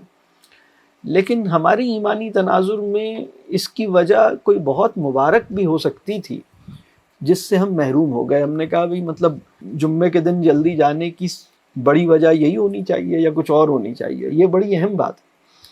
یہ جو مائنڈ سیٹ ہے نا، یہ جو ہماری انٹرنل اسٹیٹ ہے، یہ بڑی اہم ہے. میں جو چالاکی اور حکمت کو کمپیئر کر رہا ہوں نا، وہ اسی لیے کر رہا ہوں کہ جب اسلامک پرسپیکٹو اپنی صحیح اسپرٹ اور ایسنس کے ساتھ میرے پاس یا مجھے نصیب نہ ہو، یہ لینس بالکل غائب ہو زندگی سے، تو فیصلے چالاکی کے پیراڈائم میں ہوتے ہیں اور وہ چلتے رہتے ہیں. چالاکی کیا ہے؟ جیسے میں نے آپ کو بتایا کہ اپنے فوری مادی مفاد، امیڈیٹ میٹیریل بینیفٹس یا انٹرسٹس، ان کو گارڈ کرنے، ان کو پروٹیکٹ کرنے کی ایک کا مائنڈ سیٹ ہے، at any cost, in any situation, all the time, everywhere. تو یہ جو چیز ہے نا، اس کو ہم کہتے ہیں چالاکی. اپنے فوری مادی مفاد کا مستقل تحفظ کرتے رہنے کی ذہنیت، ہر صورت پر، ہر قیمت پر، ہر جگہ، ہر حال میں. یہ لوگوں کا جیسے ایسا لگتا ہے جیسے یہ موٹو آف لائف بن گیا ہے ہمارے معاشرے میں. اللہ مجھے بھی اور آپ کو بھی اس سے نکالے. حکمت کسے کہتے ہیں؟ حکمت کہتے ہیں اپنی زندگی کے چھوٹے بڑے فیصلے اس طرح کیے جائیں کہ اپنا اخروی مفاد، اپنی نا ختم ہونے والی زندگی کا فائدہ نگاہوں سے ہٹنے نہ پائے. نا ختم ہونے والی زندگی میں کیا چیز واقعی فائدہ پہنچائے گی وہ میری نظر سے ہٹنے نہ پائے، اس کو اپنی نگاہ میں رکھتے ہوئے زندگی گزارنا اور اس کی بنیاد پر فیصلے کرنا. ختم ہونے والے فائدے اگر مجھے کم ملیں اور نہ ختم ہونے والے فائدے اس کے اگینسٹ زیادہ مل جائیں، تو میرے لیے زیادہ سیٹسفائنگ کیا چیز ہے، یہ بات حکمت کرے گی. یہ بات سمجھ آ رہی ہے میں کیا کہہ رہا ہوں؟ ڈیسیشن میکنگ کے جو اصول ہیں یا جو فریم ورک ہے، اس میں 5 بنیادی اصولوں کی بات کروں گا، اور کچھ باتیں میں نے ان 5 اصولوں سے پہلے کچھ پری ریکویزٹ کے طور پہ 3-4 باتیں کی تھیں، وہ الگ ہیں. اور یہ جو 5 باتیں اس میں اب تک میں نے 2 باتیں کی ہیں. ایک تو پیور لاجیکل انالیسز ہے رائٹنگ میں، دوسرا ہے ایمانی تناظر میں یا اسلام کے ورلڈ ویو میں اس کو ریویو کیا جائے. یہ 2 باتیں ہو گئیں. اب تیسری بات ہے مشورہ. مشورے میں ایک ایسی خیر ہے کہ انبیاء بھی اپنے آپ کو مشورے کی خیر سے محروم رکھنے پہ راضی نہ ہوئے. مطلب مشورے کی خیر ایسی ہے کہ انبیاء بھی یہ چاہتے تھے کہ مشورے کے اندر چھپی ہوئی خیر کو حاصل کریں. لہٰذا آپ دیکھتے ہیں کہ رسول اللہ صلی اللہ علیہ وسلم بھی مشورہ کر رہے ہیں، انبیاء بھی مشورہ کر رہے ہیں. ایک آدمی سوچ سکتا ہے کہ بھئی انہیں کیا ضرورت ہے، مطلب یہ تو سارے لوگ وہ ہیں جو رسول اللہ صلی اللہ علیہ وسلم کے ہاتھ پہ اسلام قبول کیا ہے، اور آپ صلی اللہ علیہ وسلم کے پاس تو سارا علم ہے، آپ صلی اللہ علیہ وسلم کے پاس تو وحی کا علم ہے. مشورہ کیا مطلب؟ مشورہ جو ہے وہ ایک بہت اہم تقاضا ہے، اور مشورے میں خیر ہے. مشورہ کیجیے. اور مشورے میں جو خیر ہے ابھی اس کی ڈیٹیل کا موقع نہیں ہے، صرف اس پہ بات کریں کہ مشورے کی خیر کیا ہے تو اس پہ بہت تفصیل ہو سکتی ہے. آج کے مسلمان کے لیے مشورہ لینا کیوں دشوار ہوا ہے، اس کی ایک وجہ یہ ہے کہ کبر بہت بڑھ گیا ہے، تکبر پیدا ہو رہا ہے، عاجزی ختم ہو رہی ہے، مشورہ لینا مشکل ہو گیا ہے. اور بھی وجوہات ہیں. مطلب کبھی یہ بھی ہے کہ مشورہ دینے والا ہی آدمی ٹھیک نہیں ہے. مطلب مشورہ کس سے لیا جائے یہی سمجھ نہیں آ رہا ہے، یہ بھی ایک پرابلم ہے. مشورہ کس سے لیا جائے اس پہ چند باتیں. وہ انسان جس کی نگاہ میں مال کی اہمیت بہت کم ہے، جس کا دل بہت بڑا ہے، جس کے لیے خرچ کرنا آسان ہے، یعنی اپنے علم کو بھی اور اپنے مال کو بھی، اپنے پیسوں کو بھی بہت کھلے دل سے لگاتا ہے، اور چیزوں کی محبت اس میں نہیں ہے، اور لوگ کیا کہیں گے کا مرض بالکل نہیں ہے. مطلب وہ بالکل فکر نہیں کرتا کہ لوگ کیا کہیں گے. اس سے مشورہ کیا جائے، یعنی جو مصلحت کا شکار نہیں ہے. ٹھیک ہے، یہ بہت قیمتی آدمی ہے، اس سے مشورہ ضرور کیجیے. مشورہ کرتے ہوئے ایک اس طرح کا آدمی اگر آپ کے ملنے والوں میں ہے، اس سے مشورہ کر سکتے ہیں. دوسرا مشورہ اس سے کیا جائے جو راز کی حفاظت کر سکتا ہے. جس آدمی سے آپ نے مشورہ کیا بعد میں پوری دنیا کو اس نے بتا دیا، تو آپ اس سے مشورہ نہیں کریں۔ تیسری بات یہ کہ مشورہ اس سے کیا جائے جس کے پاس اس ڈومین کا علم ہے، یعنی اگر آپ نے کوئی ایشو ہو گیا ہے، کوئی ہیلتھ کا کوئی ایشو ہو گیا ہے، تو آپ مشورہ ہیلتھ کے ایکسپرٹ سے کیجئے، تو وہ ضروری ہے، مطلب جس کا ڈومین ہے۔ اگر آپ کوئی کتاب پبلش کرنا چاہ رہے ہیں تو کسی آتھر سے بھی مشورہ کیجئے، تو مطلب آپ کو دیکھنا پڑے گا کہ مشورہ کس سے کیا جائے، یعنی جس کے پاس اس ڈومین کا علم ہے۔ یہ تیسری بات ہو گئی۔ پھر مشورہ اس سے کیا جائے جو اللہ سے ڈرنے والا ہے، ایمان، صاحب ایمان ہے۔ پھر مشورہ اس سے کیا جائے جو آپ سے انفلوئنسڈ نہیں ہے، مطلب آپ کو فیڈ بیک دے سکتا ہے، آپ سے گھبراتا نہیں ہے، آپ کو آپ کی غلطی بتا سکتا ہے، اس سے مشورہ کیا جائے۔ یہ ممکن ہے کہ کسی ایک ہی انسان میں یہ ساری باتیں نہ ہوں، تو آپ دیکھ سکتے ہیں کہ بھئی اس میں کس سے مشورہ کریں، کسی میں کوئی چیز زیادہ ہوگی، کسی میں کوئی چیز زیادہ ہوگی، لیکن بہرحال مشورہ کرنا چاہیے۔ اور اگر پیرنٹس اس سطح پر ہیں تو پیرنٹس سے مشورہ کیا جائے، اور اگر پیرنٹس اس سطح پہ نہیں ہیں تو پیرنٹس سے دعا کے لیے کہا جائے۔ بعض معاملات ایسے ہیں، آپ نے والد صاحب کو بتایا، اب اس کے بعد سے والد صاحب کی نیندیں ہی اڑ گئیں، اب وہ بیمار رہ رہے ہیں، اب وہ پریشان، اتنا انہوں نے پین لے لیا، اب سارا اسٹریس، آپ جتنے اسٹریس میں تھے اس سے زیادہ انہوں نے لے لیا۔ اماں کو بتایا تو اب تو انہوں نے سب کو ہی بتا دیا، تو اب ہو گیا کام خراب۔ تو بہت سوچنے کی ضرورت ہے کہ بھئی مشورہ کس سے کیا جائے۔ بہرحال یہ مشورہ لیکن ضروری ہے۔ کچھ لوگ ایسے ہوتے ہیں جو ہمارے اوپر اتھارٹی ہوتے ہیں، وہ تو آپ کو ایک فائنل حکم بھی دے سکتے ہیں، یعنی اب مثال کے طور پر اگر بیوی جو ہے وہ شوہر سے مشورہ لے رہی ہے کہ میں جاب کروں یا نہیں کروں، تو شوہر نے مطلب اب وہ آپ نے کہا بھی مشورہ لیا ہے میں نے، اب کروں گی تو میں وہ جو مجھے کرنا ہے، مطلب ٹھیک ہے مشورہ بھی لیجئے، لیکن آپ یہ دیکھیے اگر وہ اتھارٹی ہیں تو آپ نے فالو کرنا چاہیے۔ یا آپ ایک ڈومین ہے، اس ڈومین میں آپ کے ایک استاد ہیں، آپ کے ایک مربی ہیں، مینٹور ہیں، وہ آپ کو ڈیولپ کر رہے ہیں، آپ کو گرو کر رہے ہیں، آپ ان کی انٹرنشپ میں ہیں، یا وہ آپ مطلب اب آپ نے ان سے مشورہ لیا، لیکن اصل میں تو ان کا مقام آپ کے لیے اتھارٹی کا ہونا چاہیے، تو آپ ان کو اتھارٹی دیجئے کہ ان کا مشورہ آپ کے لیے حکم کا درجہ رکھے۔ تو کچھ لوگ ایسے ہوتے ہیں جن کا مشورہ ہمارے لیے حکم کا درجہ رکھنا چاہیے۔ آپ نے اپنے والد صاحب سے، اچھا والدین سے وہ معاملات جو والدین سے ریلیٹڈ ہیں تو اس میں تو والدین سے مشورہ لینا پڑے گا، بلکہ ان کا حکم لینا پڑے گا، تو یہ بھی دیکھنا پڑے گا۔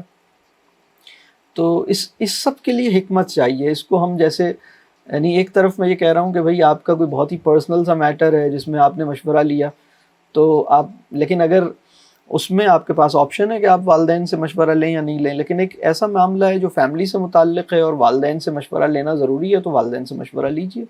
اگر آپ کی شادی نہیں ہوئی اور آپ گھر میں رہتے ہیں تو آپ کو دیکھنا ہے کہ بھئی آپ ان کے کنسنٹ سے چیزیں کریں گے، اور مشورہ بھی لیں گے اور رضامندی بھی لیں گے، یعنی دونوں چیزیں لینی پڑیں گی۔ یعنی کچھ لوگوں سے ہمیں صرف مشورہ چاہیے ہوتا ہے، اور کچھ لوگوں سے ہمیں مشورہ بھی چاہیے ہوتا ہے، رضامندی بھی چاہیے ہوتی ہے، اور ہدایات بھی چاہیے ہوتی ہیں۔ ہم کہیں کہ بھئی آپ مجھے اس کی ہدایات بھی دیجیے، مشورہ بھی دیجیے، اور رضامندی بھی دیجیے، اور دعا بھی دیجیے، مطلب یہ سب چاہیے ہوتا ہے، کمپلیٹ پیکج چاہیے ہوتا ہے۔ تو یہ پہچانیں ہم۔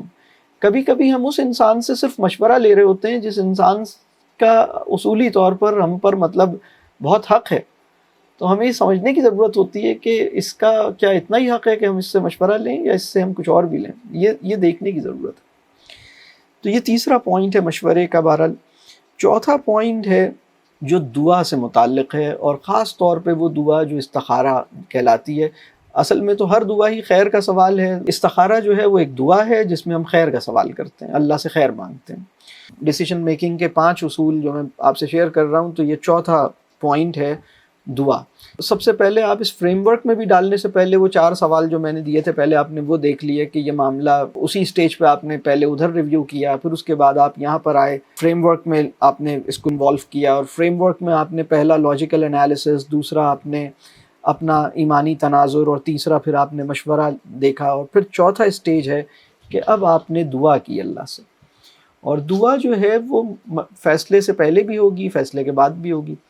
دعا چوتھے نمبر پہ میں نے بتائی ہے، لیکن اس کا مطلب یہ نہیں ہے کہ چوتھے سٹیپ پہ کی جائے، دعا پہلے دن سے کی جائے، جب سچویشن پیدا ہوئی اللہ سے دعا کیجیے، یا اللہ میری رہنمائی فرمائیے، یا اللہ مجھے ہدایت دیجیے، یا اللہ میرے ساتھ آسانی کیجیے، یا اللہ مجھے رستہ دکھائیے، یا اللہ مجھے خیر دیجیے، یا اللہ مجھے بیوقوفی سے بچائیے، مجھے نادانی سے بچائیے، مجھے جہالت سے بچائیے، مجھے صحیح عمل کی توفیق دیجیے۔ تو آپ دعائیں تو دل ہی دل میں کر ہی رہے ہیں، یعنی آپ لاجیکل انالیسس میں بھی دعا کر رہے ہیں، آپ مشورے میں بھی دعا کر رہے ہیں، یہ بھی دعا کر رہے ہیں میں صحیح آدمی سے مشورہ کروں، اس کے بھی یہ بھی ایک فیصلہ ہے، کس سے مشورہ کروں یہ بھی ایک فیصلہ ہے۔ تو دعا تو مستقل ہی کر رہے ہیں، لیکن اب ایک خصوصی دعا کا ٹائم ہے، اور خاص طور پہ وہ معاملات، اب اس میں ایک سوال ہے کہ بھائی چھوٹے چھوٹے فیصلے اور بڑے بڑے فیصلے، تو میں نے ایک بات یہ کہی تھی کہ زندگی میں جو فیصلے ہیں نا، سب سے بڑا فیصلہ کیا ہے؟ زندگی کیسے گزاری جائے، کس مقصد کی خاطر گزاری جائے، کس کام میں کھپائی جائے، یہ زندگی کا سب سے بڑا فیصلہ ہے۔ اس کے بعد کچھ اور فیصلے ہیں جو بڑے ہیں لیکن اتنے بڑے نہیں ہیں، وہ بھی مطلب شادی کہاں کی جائے، کس سے کی جائے، یا کچھ لوگوں کی شادی میں پرابلم آ گئی تو بھائی اس کو چلایا جائے نہیں چلایا جائے، مکان کہاں بنایا جائے، گھر کہاں لیا جائے، جاب کہاں کی جائے، اس شہر میں رہا جائے یا شہر کو چھوڑ دیا جائے۔ یہ بڑے فیصلے ہیں، ظاہر سی بات ہے، بہت اہم فیصلے ہیں۔ اور یہ سینڈل خریدا جائے یا نہیں خریدا جائے، آج کون سے کپڑے پہنے جائیں، کون سی کتاب نہیں پڑھوں اور کون سی پڑھوں، یا مطلب ناشتہ کروں یا نہیں کروں، تو یہ چھوٹے فیصلے ہیں۔ تو چھوٹے فیصلے، بڑے فیصلے اور سب سے بڑے فیصلے، ان سب کے اندر حکمت کی ضرورت ہے، اور حکمت کی دعا بھی ہمیں مستقل کرنی چاہیے۔ پھر اور حکمت ہی کو خیر کثیر کہا گیا کہ سب سے بڑی خیر ہی حکمت ہے بھائی۔ لیکن بعض اوقات حکمت کی یعنی سچویشن ایسی ہوتی ہے، ہمیں فیصلہ کرنا ہوتا ہے تو ہم اللہ سے پھر خیر بھی مانگتے ہیں کہ بھئی یا اللہ خیر کا سوال کر رہے ہیں، آپ بتائیے۔ صحابہ کا حال یہ تھا کہ وہ یہ کہتے ہیں کہ اگر ہاتھ سے کوئی چیز زمین پہ گر جاتی تھی، یعنی بعض صحابہ سے یہ روایت ہے، وہ آپ سوچئے کیسی عجیب سی مثال ہے، لیکن ہمیں عجیب سی لگ رہی ہے، لیکن ان کا مقام کیا تھا، ان کا مرتبہ کیا تھا۔ تو بعض صحابہ یہ بتاتے ہیں کہ اگر ہمارے ہاتھ سے ہم کہیں جا رہے ہوں، گھوڑے پہ چل رہے ہوں یا پیدل جا رہے ہوں، اور ہمارے ہاتھ سے کوئی چیز زمین پہ گر جاتی تھی، تو یہ فیصلہ کرنا کہ اسے زمین پہ جو چیز گر گئی ہے اسے اٹھاؤں یا نہیں اٹھاؤں، تو استخارہ پہلے کرتے تھے اور اس کو بعد میں اٹھاتے تھے، یعنی دعا پہلے مانگتے تھے اور اس کو بعد میں اٹھاتے تھے، یعنی اس طرح کی بات بیان ہوئی ہے۔ اور استخارے کی جو دعا ہے، اس کے بارے میں یہ کہا جاتا ہے کہ یہ ان دعاؤں میں سے ہے جس کو رسول اللہ صلی اللہ علیہ وآلہ وسلم نے صحابہ کرام کو خود بٹھا کے یاد کروایا، یعنی صحابہ کو بٹھایا اور یہ دعا یاد کروائی۔ اور یہ دعا جو ہے نا، یہ دعا ہمارا ایمان تازہ کرتی ہے، یہ دعا ہمارا اللہ سے تعلق واضح کرتی ہے، یہ دعا ہمیں ہماری اوقات بتا دیتی ہے کہ تم کیا ہو اور تمہارا مالک کیا ہے، اور تمہیں تمہارے مالک کی مدد کی ضرورت کیوں ہے، یہ دعا کھول کے بتاتی ہے۔ تو استخارے کی دعا جو ہے وہ ہمیں یاد بھی ہونی چاہیے، اور استخارے کی دعا ہماری مطلب اس کی سمجھ ہونی چاہیے، اس پہ ڈیپتھ میں مطلب ہم اس پہ غور کریں۔ اللہم انا استخیرک، یا اللہ میں آپ سے خیر کا سوال کرتا ہوں۔ ابھی میں اس دعا کی تفصیل میں نہیں جا رہا، لیکن آپ اس دعا کا جو ٹیکسٹ ہے وہ اپنے سامنے، کمپلیٹ دعا کا جو ٹیکسٹ ہے وہ بھی اپنے سامنے رکھ لیجئے، اور اس کو آپ اس کا ترجمہ بھی رکھ لیجئے اور اس پہ غور کیجئے کہ اس میں کیا کہا گیا ہے۔ اور اس دعا کے اندر بھی ایک کرائیٹیریا دیا ہے، یعنی اگر ایک کام ایسا ہے جس میں آخرت کے حوالے سے، عاقبت کے حوالے سے، دنیا کے حوالے سے، معاش کے حوالے سے، یعنی ہر لحاظ سے، یعنی اس میں بھی مختلف ایک ہولسٹک اپروچ، اس استخارے کی بھی اپروچ بہت ہولسٹک ہے، مطلب ہر اینگل سے اگر اس میں خیر ہے تو اس کو میرے لیے کھول دیجئے، مجھے اس پہ میرا راستہ اس پہ کھول دیجئے، میرے دل کو اس پہ جما دیجئے، یہ مفہوم ہے اس کا۔ ویسے تو دعا ہم مستقل مانگتے رہیں، لیکن ایک اسٹیج وہ ہوتا ہے کہ آپ کی ڈیسیشن میکنگ اب آلموسٹ فائنلائز ہو رہی ہے، تو ڈیسیشن کو فائنل کرنے سے پہلے اور ڈیسیشن کو اناؤنس کرنے سے پہلے یا ڈیسیشن کو فائنلائز کرنے سے پہلے ایک اسپیشل کام دعا کا ہونا چاہیے۔ اور جیسے میں بتا رہا ہوں نا کہ صحابہ کا عمل تو یہ تھا کہ یعنی کوئی چیز ہاتھ سے گر جاتی تھی تو وہ یہ کہتے تھے کہ بھئی یہ مطلب میں اس کو اٹھاؤں یا نہ اٹھاؤں، تو وہ دعا پہلے کرتے تھے۔ اچھا، ایک چھوٹا استخارے کی بھی دعا ہے، اللہم اغفر لی واختر لی، اور اس میں بھی یہ خیر کا ہی سوال ہے کہ یا اللہ اگر اس میں خیر ہے یعنی اس کو خیر کر دیجئے، اس میں میرے لیے خیر کر دیجئے. استخارہ ہے ہی خیر کا سوال، اللہ سے خیر مانگیے. تو اگر اس چیز میں خیر ہے تو وہ بس ہو جائے. تو دعا جو ہے نا وہ ہمیں کرنی چاہیے چھوٹے بڑے ہر فیصلے میں. اور پانچواں جو اس فریم ورک میں پوائنٹ ہے وہ یہ ہے کہ وقت دینا چاہیے. جتنا ٹائم آپ کے پاس ہے اس ٹائم کو اویل کریں، جلدی میں نہیں کریں فیصلہ.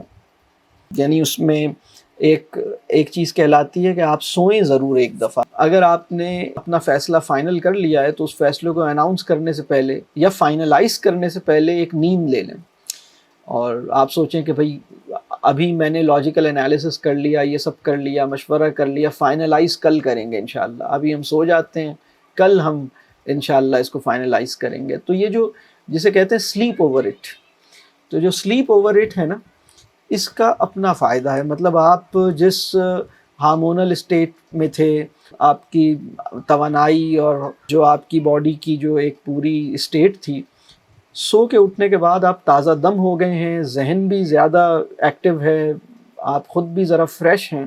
تو اب بڑا فیصلہ جو ہے اس کو ٹائم لینا چاہیے، اور اس میں جلدی نہیں کرنی چاہیے، بھاگنا نہیں چاہیے. اگر اس میں ٹائم لیا جا سکتا ہے تو تھوڑا سا ٹائم لینا چاہیے اور انتظار کرنا چاہیے. دوسری بات ایک یہ تھی کہ جس طرح فیصلے میں جلدی نہیں کرنے کی اہمیت ہے نا، اسی طرح اس بات کی بھی اہمیت ہے کہ فیصلے میں تاخیر بھی نہ کی جائے. بعض فیصلے ایسے ہوتے ہیں جس کو ڈیلے کرنے کا بھی نقصان ہوتا ہے، اور بعض اوقات یہ جو انڈیسیشن ہے نا، انڈیسیشن مطلب فیصلہ نہ کرنا، فیصلہ نہ لینا، اس کا نقصان کبھی کبھی غلط فیصلے سے بھی زیادہ ہو جاتا ہے. کبھی کبھی ایسا ہوتا ہے. بہرحال اس میں سوچنا چاہیے. اس مفہوم کی بات ہے کہ رسول اللہ صلی اللہ علیہ وسلم نے فرمایا کہ جب ایک مومن، ایک مسلمان اللہ سے دعا کرتا ہے اخلاص کے ساتھ، اپنی سمجھ کے مطابق اخلاص کے ساتھ کوئی فیصلہ کرتا ہے، اور اس فیصلے میں کوئی غلطی ہو جاتی ہے، پھر بھی اللہ تعالیٰ اس کو اچھے ارادے، اچھی نیت اور اخلاص کے ساتھ کیے جانے والے فیصلے پہ ایک اجر اس بات پہ پھر بھی اللہ تعالیٰ عطا کرتا ہے کہ اس نے اخلاص کے ساتھ کوئی فیصلہ تو کیا. تو یا عمل میں کوتاہی رہ جاتی ہے تو بھی فیصلے کا اجر اللہ اس کے لیے محفوظ کرتا ہے، یا اگر فیصلے میں گڑبڑ ہو جائے تو بھی مطلب وہ پوائنٹ یہ ہے کہ ہم اپنے حصے کی کریں اور اللہ سے حکمت مانگیں. یہ سارے اصول جان لینا حکمت کا قائم مقام نہیں ہو سکتا، تو حکمت ہمیں بہت چاہیے. پانچواں جو پوائنٹ ہے وہ یہ ہے. اور اب میں ذرا سم اپ کر رہا ہوں آج جو میں نے بات کی ہے. میں نے شروع میں بات کی کہ ڈیسیشن میکنگ سے پہلے جو 4 باتیں سوچنے کی ہیں پہلے میں نے وہ شیئر کی، اور اس کے بعد میں نے ڈیسیشن میکنگ کے جو 5 میجر پرنسپلز ہیں، جو ایک پورا فریم ورک میں اسے کہتا ہوں، وہ میں نے آپ سے وہ 5 بیان کیے. اس کا 5واں یعنی وہ 5 یہی تھے: لاجیکل انالیسز ہے، اور اسلامک پرسپیکٹیو میں اس کو ریویو کرنا ہے، پھر مشورہ کرنا ہے، پھر استخارہ یا دعا ہے، اور پھر ٹائم اس کو دینا ہے. تو ڈیو ٹائم جو اس کو مطلب دینا ہے. یہ 5 باتیں. اب ڈیسیجن لے لیا آپ نے، اس کے بعد بھی کچھ 2 چیزیں اور ہیں جو ہمیں دیکھنی چاہیے. ایک تو یہ ہے کہ خاص طور پہ وہ فیصلہ جو باقی لوگوں کی لائف کو بھی ٹچ کرتا ہے. تو وہ جو لائف کو ٹچ کرتا ہے اس کے بھی 2 پہلو ہیں. ایک تو وہ ہے کہ بھئی آپ نے فیصلہ کیا ہے، اور مجھے ایک بات یاد آ گئی. ہمارے والد صاحب، ہمارا مکان تھا، اس کا ایک پورشن مطلب وہ اس پہ ٹیننٹ تھے تو رینٹ آؤٹ کرنا ہوتا تھا. تو ہمارے ابا کے انتقال کے بعد مجھے ایک صاحب ملے، انہوں نے بتایا کہ جب آپ کے والد صاحب مکان رینٹ آؤٹ کرتے تھے تو پڑوسیوں سے بھی مطلب مشورہ کرتے تھے. مطلب انہیں بتاتے تھے کہ اگر آپ کو کوئی اعتراض نہیں ہے اور یہاں پہ ٹیننٹ ہوں گے، اور وہ بتاتے تھے کہ یہ 4 لوگوں کی فیملی ہے، اس میں بچے ہیں، تو ہو سکتا ہے کچھ شور بھی ہو ہو سکتا ہے کہ آپ کو زحمت ہو، تو آپ کو کوئی وہ اپنا مکان رینٹ آؤٹ کر رہے ہیں لیکن پڑوسیوں سے جیسے کنسنٹ لے رہے ہیں. یعنی اب میں امپلیمنٹیشن آف دا ڈیسیجن کی بات کر رہا ہوں. تو اور شروع میں بھی جب آپ مشورہ کر رہے تھے تو بھی بہرحال یہ آپ کر رہے تھے، لیکن اس کو دیکھیں. اور اسی طرح جو ایک اور چیز ہے جو پوسٹ ڈیسیشنز کے اندر، یعنی جو دوسرا معاملہ، ایک ہے کنسنسس سیکنگ، اور دوسری بات ہے اللہ سے دعا کیجئے کہ اب اللہ تعالیٰ آپ کو استقامت عطا کرے. فیصلے کے اوپر اللہ تعالیٰ اس فیصلے میں خیر رکھے اور اس فیصلے میں خیر جاری رکھے اور اس میں آپ کی مدد فرمائے، آپ کی استعانت کرے۔ ایاک نستعین جو ہے وہ سمجھ لیں کہ استقامت کی دعا ہے، یعنی ایک طرح سے ہم آپ سے مدد مانگتے ہیں، آپ کی عبادت کرتے ہیں، ایاک نعبد ایاک نستعین۔ اب دونوں کام، یعنی اب اللہ مدد کرے تاکہ ہم استقامت اس پہ آئے۔ لیکن استقامت کے بارے میں بھی کچھ غلط فہمیوں کو دور ہونا چاہیے۔ استقامت اور ہٹ دھرمی یہ ایک چیز نہیں ہے، استقامت اور ہٹ دھرمی میں بہت فرق ہے۔ ہٹ دھرمی کیا ہے اور استقامت کیا ہے، اس کو ذرا دیکھ لیتے ہیں۔ استقامت اخلاص پر مبنی راستے کا نام ہے، اور یعنی ایک اخلاص کے ساتھ ہے اور دوسرا اخلاص کی کمی کی وجہ سے ہے۔ یعنی ایک کی بنیاد کبر ہے، دوسرے کی بنیاد اخلاص ہے۔ دوسرا جو فرق ہے کہ ایک میں اپنی اصلاح کا امکان زندہ رہتا ہے۔ استقامت وہ ہے جس میں آپ اپنے فیصلے سے بھی رجوع کرنے پہ راضی ہوتے ہیں۔ یعنی استقامت کا مطلب یہ نہیں ہے کہ آپ اپنے فیصلے سے پیچھے نہ ہٹیں، استقامت کا مطلب یہ ہے کہ آپ حق کے اوپر کھڑے ہیں، جو آپ کو جو بات ٹھیک لگی تھی فیصلے کے ٹائم پر آپ نے وہ فیصلہ کیا، آگے چل کر آپ کو کچھ اور بات واضح ہوئی اور اب آپ کو یہ اندازہ ہوا کہ یہ فیصلہ ٹھیک نہیں تھا، تو اب آپ نے رجوع کیا اپنے فیصلے سے۔ اپنے فیصلے سے رجوع کرنا بھی استقامت کا حصہ ہے۔ یعنی ایک میں اپنی اصلاح کا امکان زندہ رہتا ہے، دوسرے میں اپنی اصلاح کا کوئی امکان پایا نہیں جاتا۔ تو ہٹ دھرمی اور استقامت ایک چیز نہیں ہے۔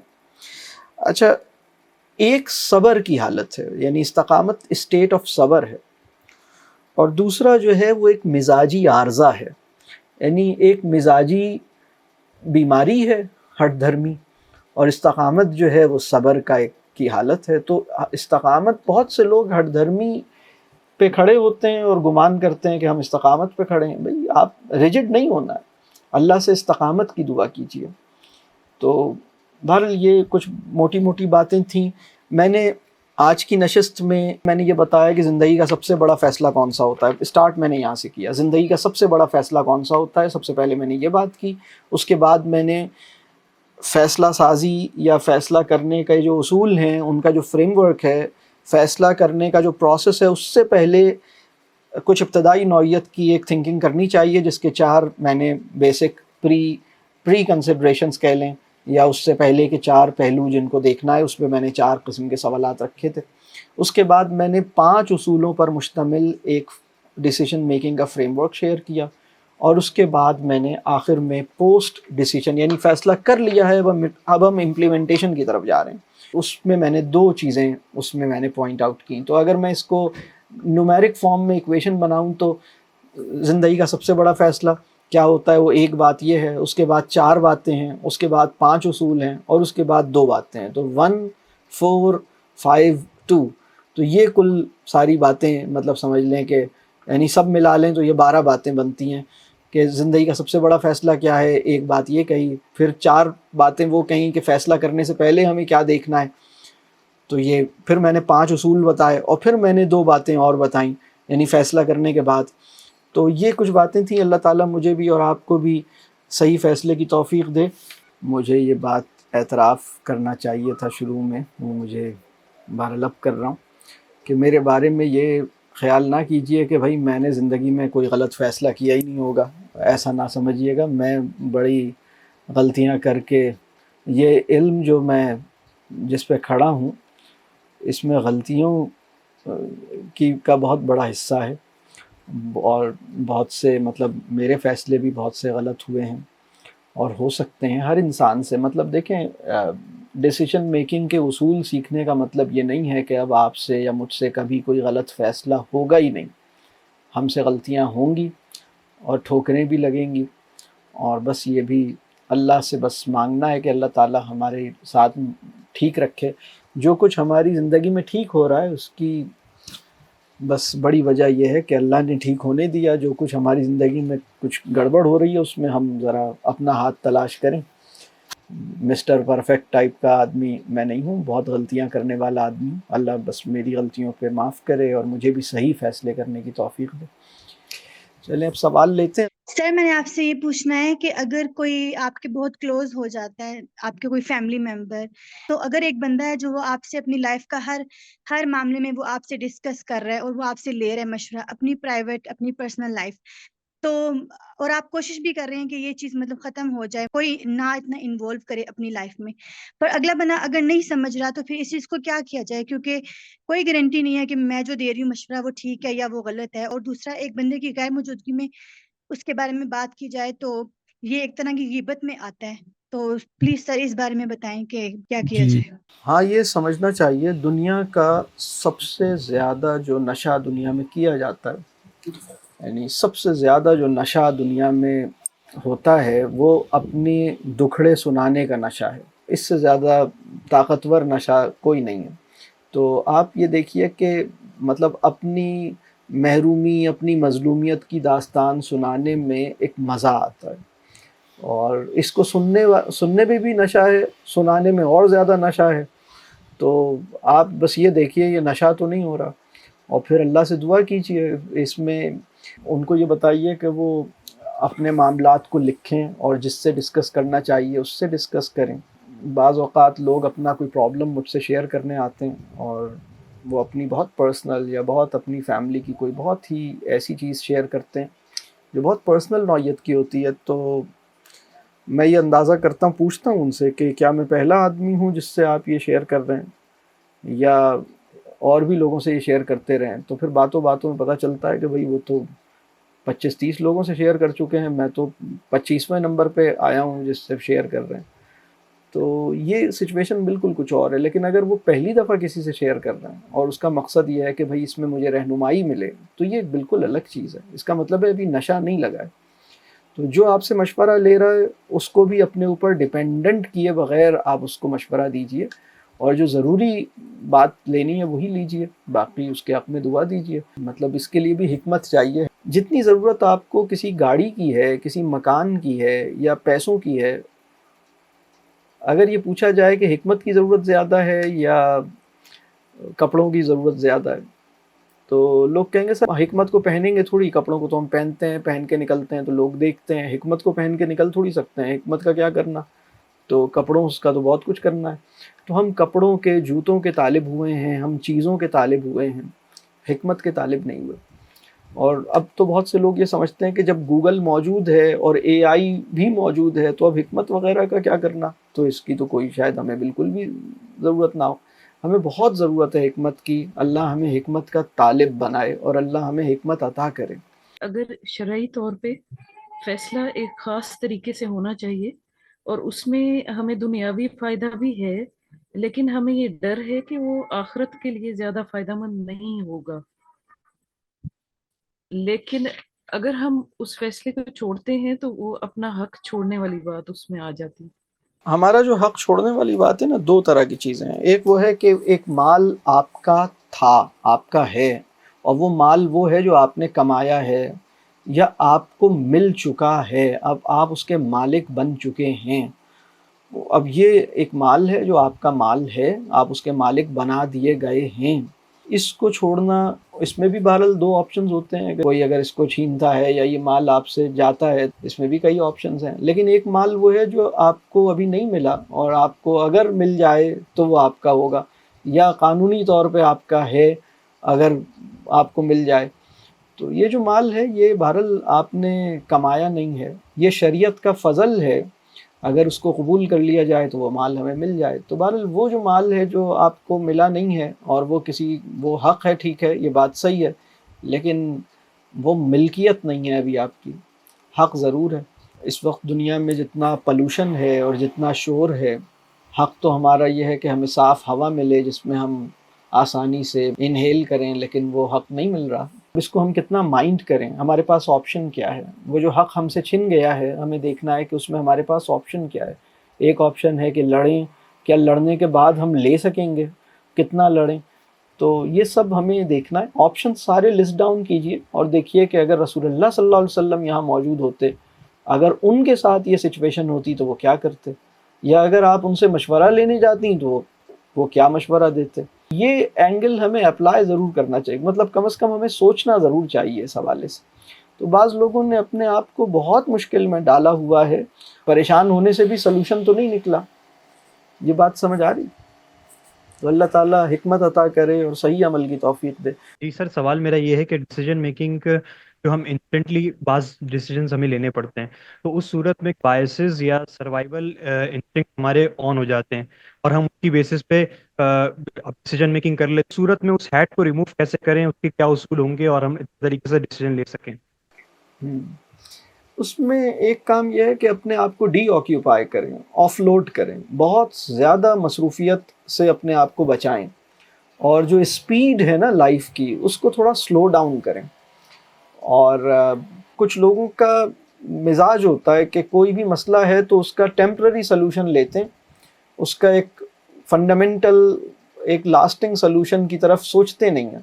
تو ہمیں یہ دیکھنا ہے کہ ہم اپنی روزانہ کی زندگی میں کرتے کیا ہیں. بہت سے لوگ اپنے کمرے کو یا اپنی ٹیبل کو صاف کرتے ہیں تو اس کا طریقہ یہ ہے کہ جو کچھ بھی ہے نا اس کو ایک کبرڈ کھول کے اس کے اندر ڈال دو، کبرڈ بند کر دو، بس سب کچھ اس میں چھپ گیا ہے تو سامنے سب کچھ صاف ہے. لیکن یہ صحیح نہیں ہے نا، مطلب وہ اس کبرڈ میں سارا مطلب بھر گیا ہے. اب اس کو جب بھی کوئی صحیح کرے گا تو اس کو 6 مہینے لگیں گے اس کو صحیح کرنے میں، تو یہ ایک مشکل کام. تو چیزوں کو ان کی جگہ پہ رکھنا اور اپنی لائف کی مصروفیت کو کم کرنا، اپنے لیے ریفلیکشن کا ٹائم نکالنا، اپنے لیے فرصت کے وقت کو پیدا کرنا، یہ اس سے چیزیں بہتر ہوں گی. اور سچویشن کے اندر بھی ہم بعض اوقات اس کا پریشر لینے کے عادی ہوتے ہیں. کبھی ایسی سچویشن ہو سکتی ہے کہ امیڈیٹ رسپانس چاہیے، تو وہ امیڈیٹ رسپانس آپ کی زندگی بھر کی تربیت سے نکل کے آئے گا. آپ کی جو بھی شخصیت بنی ہے زندگی بھر کی تربیت سے، وہ آپ کو ایک امیڈیٹ رسپانس کے قابل بھی بناتی ہے، تو وہ بھی آئے گا. اور اس پہ غور کرنا چاہیے کہ جو امیڈیٹ رسپانس تھا وہ کتنا مناسب تھا.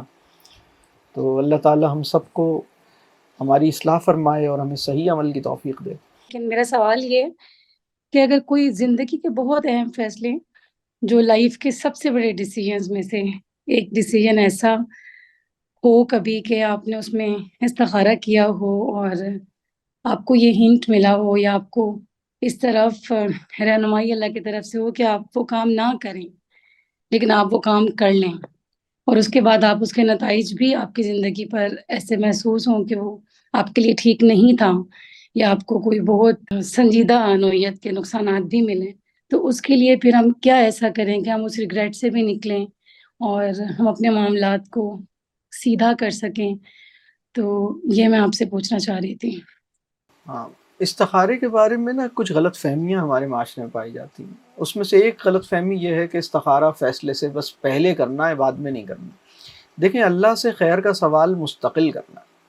آپ نے مطلب خیر کا سوال جو ہے وہ تو کرتے رہیے، مطلب آپ جو عمل شروع کیا ہے اللہ تعالیٰ اس میں خیر رکھے اور خیر کو جاری رکھے اور اس کو آسان کر دے، اس پہ اللہ تعالیٰ شرح صدر عطا کرے.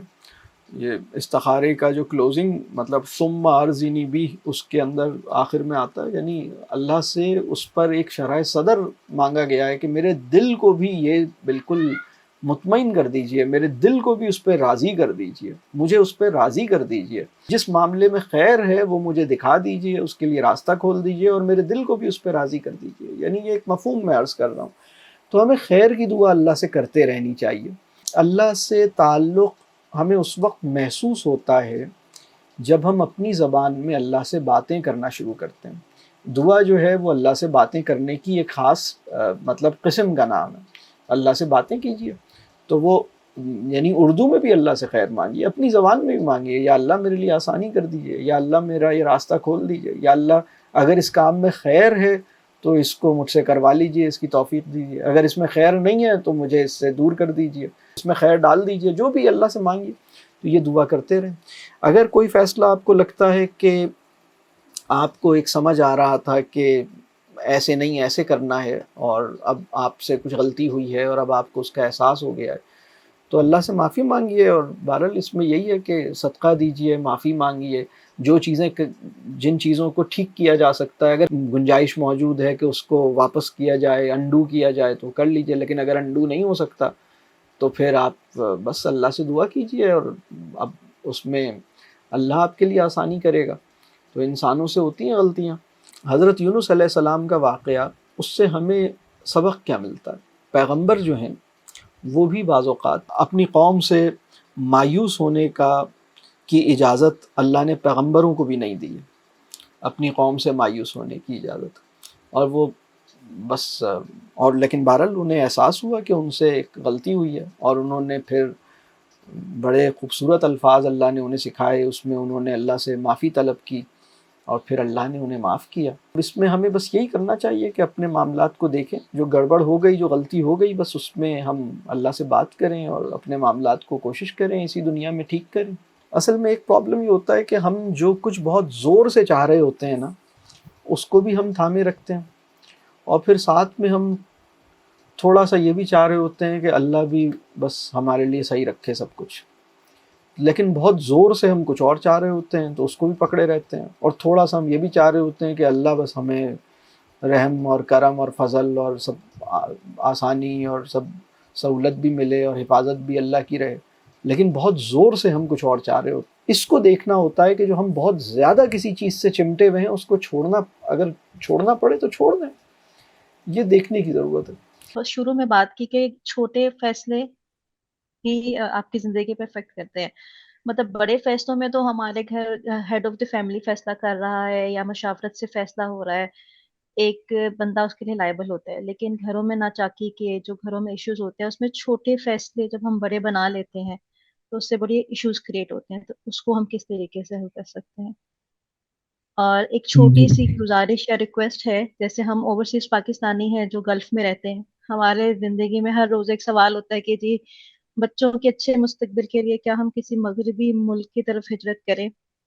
آپ کے آج کے لیکچر سے بہت فائدہ ہوگا کہ ہم بیٹھ کے ایویلویٹ کر سکیں گے کہ ہماری پرائورٹیز کیا ہیں، لیکن اگر کبھی ایک آپ سیشن ایک اس پہ کر سکیں تو مجھے پتا ہے کہ ہم جیسی فیملیز جو باہر آ گئی ہیں ہم ہر روز اس سوال سے لڑتے ہیں اور ہمیں جواب نہیں مل پاتا۔ اللہ آسان کرے آپ کے لیے۔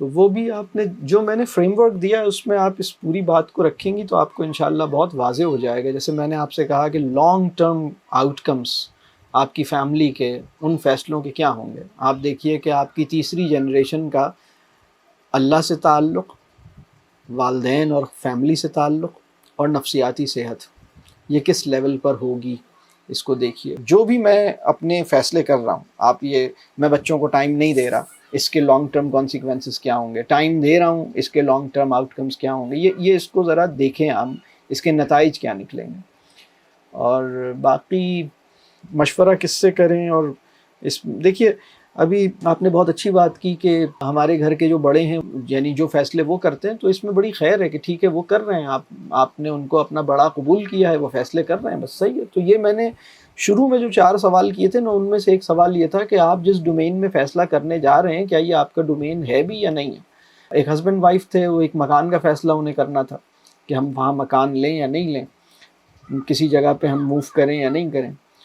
جب وہ پوری بات میں نے سنی تو مجھے لگا کہ جیسے یہ فیصلہ خاتون نے فائنل کرنا ہے، تو میں نے ان سے کہا یہ آپ کا ڈومین ہی نہیں ہے، یہ فیصلہ تو ان کو فائنل کرنا ہے، آپ کا ڈومین تو مشورے کی حد تک ہے، اور ان کی ذمہ داری یہ ہے کہ آپ سے کنسنسس لیں، لیکن آپ کو کہاں رکھیں، کس مکان میں رکھیں، مکان کیسا ہو، تو آپ سے مشورہ ضرور لیں، آپ کی سہولت ضرور دیکھیں، لیکن فائنل فیصلے کا اختیار آپ نے اپنے ہاتھ میں لے رکھا، اور مطلب آپ یعنی ان کو یہ ٹرانسفر آف پاور تو کر دیں کم از کم نا۔ تو خیر وہ یعنی اس طرح میں بہت سی چیزیں، میں ایک صاحب کو جانتا ہوں، ان کی بیگم صاحبہ کو ایک خاص گاڑی پسند تھی اور ایک خاص گاڑی نہیں پسند تھی، تو وہ اب انہوں نے وہ گاڑی خریدنی ہے اس لیے کہ وہ بیگم کو فلاں گاڑی پسند ہے۔ ارے بھائی آپ کا ڈومین آپ دیکھیے کہ ان کا مال ہے، ان کا فیصلہ ہے، ان کی ذمہ داری ہے، انہوں نے گاڑی چلانی ہے، فیصلہ ان کی مرضی سے ہو، مطلب ہم اپنے ڈومین کے اندر رہیں۔ ایسی فیملیز بھی ہمارے پاس آئی ہیں کہ بھائی وہ آج کیا پکاؤں، کل کیا پکاؤں، گوشت خریدوں نہیں خریدوں، یہ فیصلہ بھی مطلب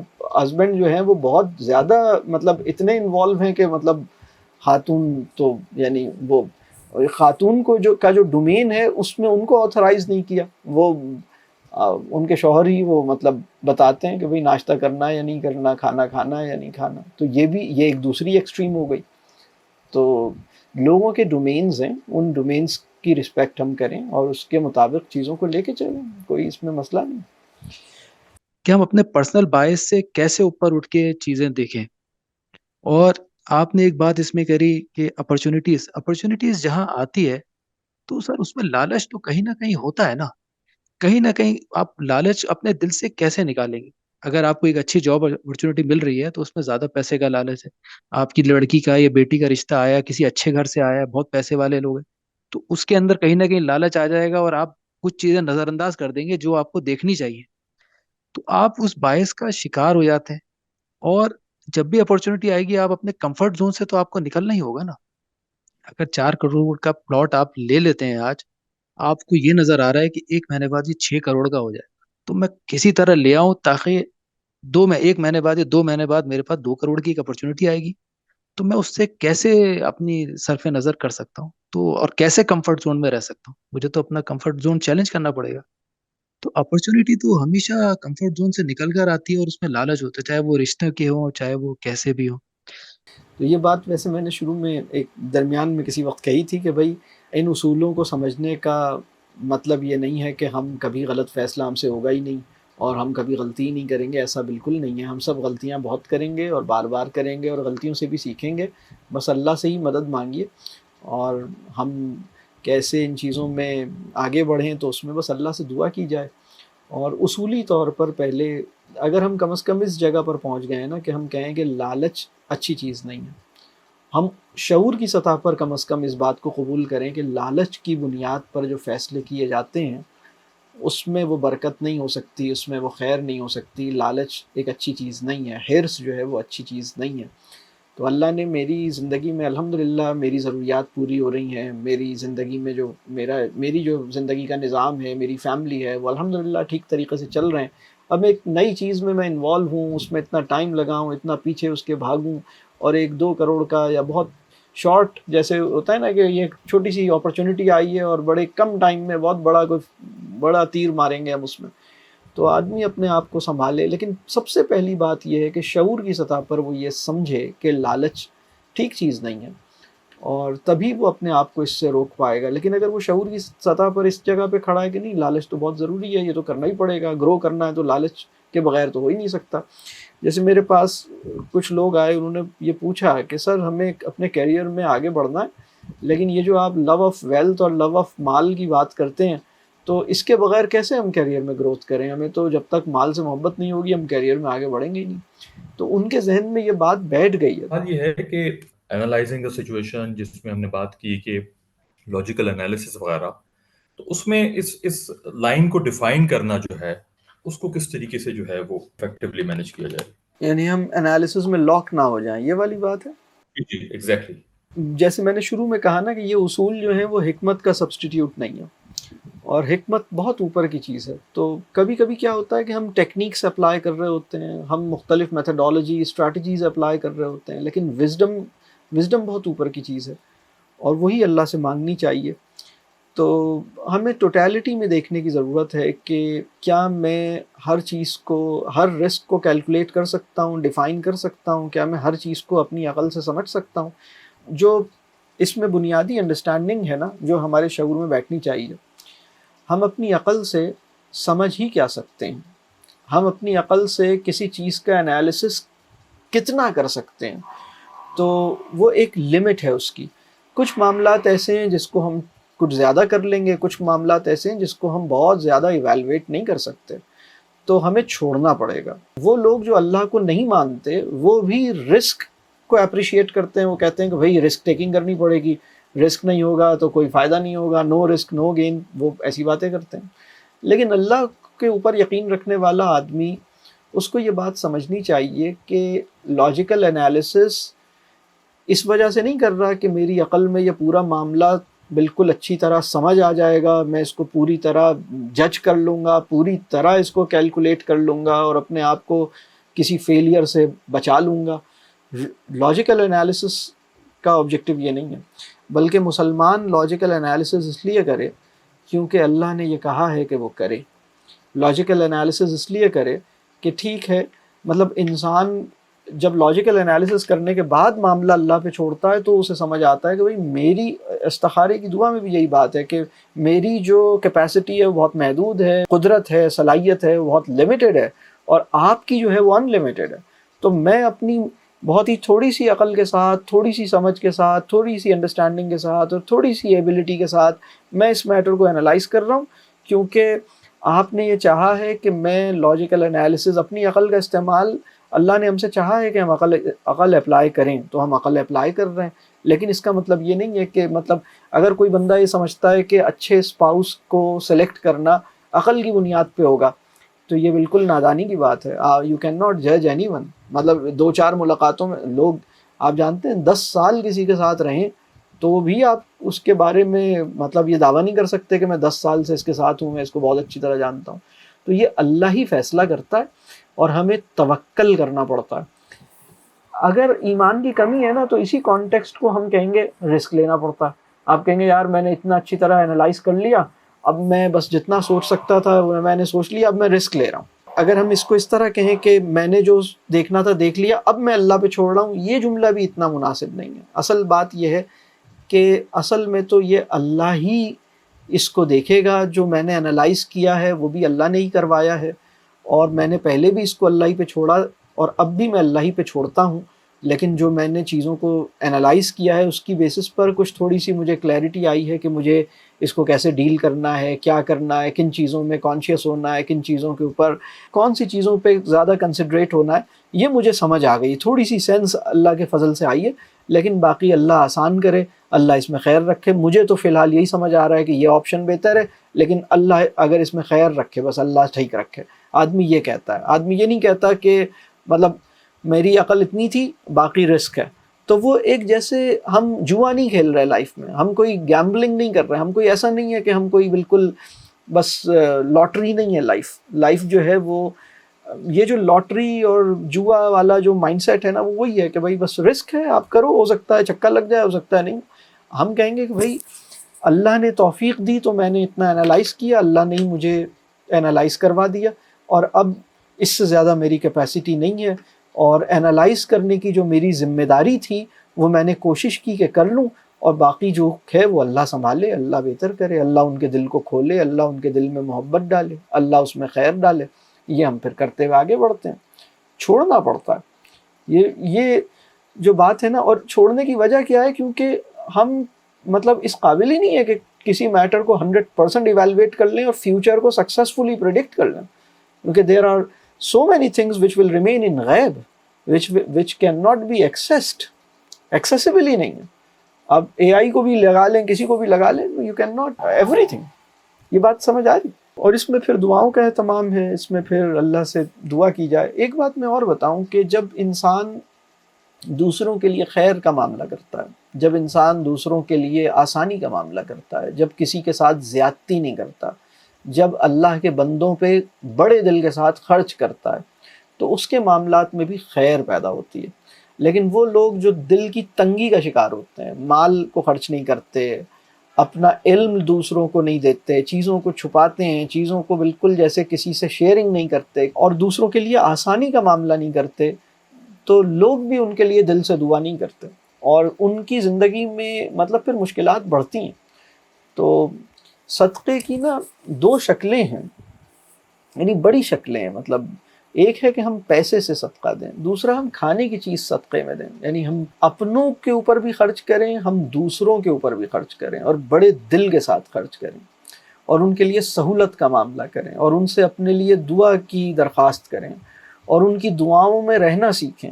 تو اگر کوئی انسان ایسا ہے جو دوسروں کی دعاؤں میں ہے، اس کے سارے جاننے والے اس کے لیے دعا کرتے ہیں، وہ اپنا وقت، اپنا علم، اپنا مال، اپنی چیزیں دوسروں کو دیتا ہے، مہمان نوازی کرتا ہے، خرچ کرتا ہے، اپنوں پہ بھی دوسروں پہ بھی، اس کے لیے بہت خیر ہوتی ہے، وہ خیر بڑھتی ہے اس کی زندگی میں. تو آپ کسی معاملے کو بس جتنا سوچ سکتے ہیں سوچیے، انالائز کیجیے، پھر اللہ پہ چھوڑیے.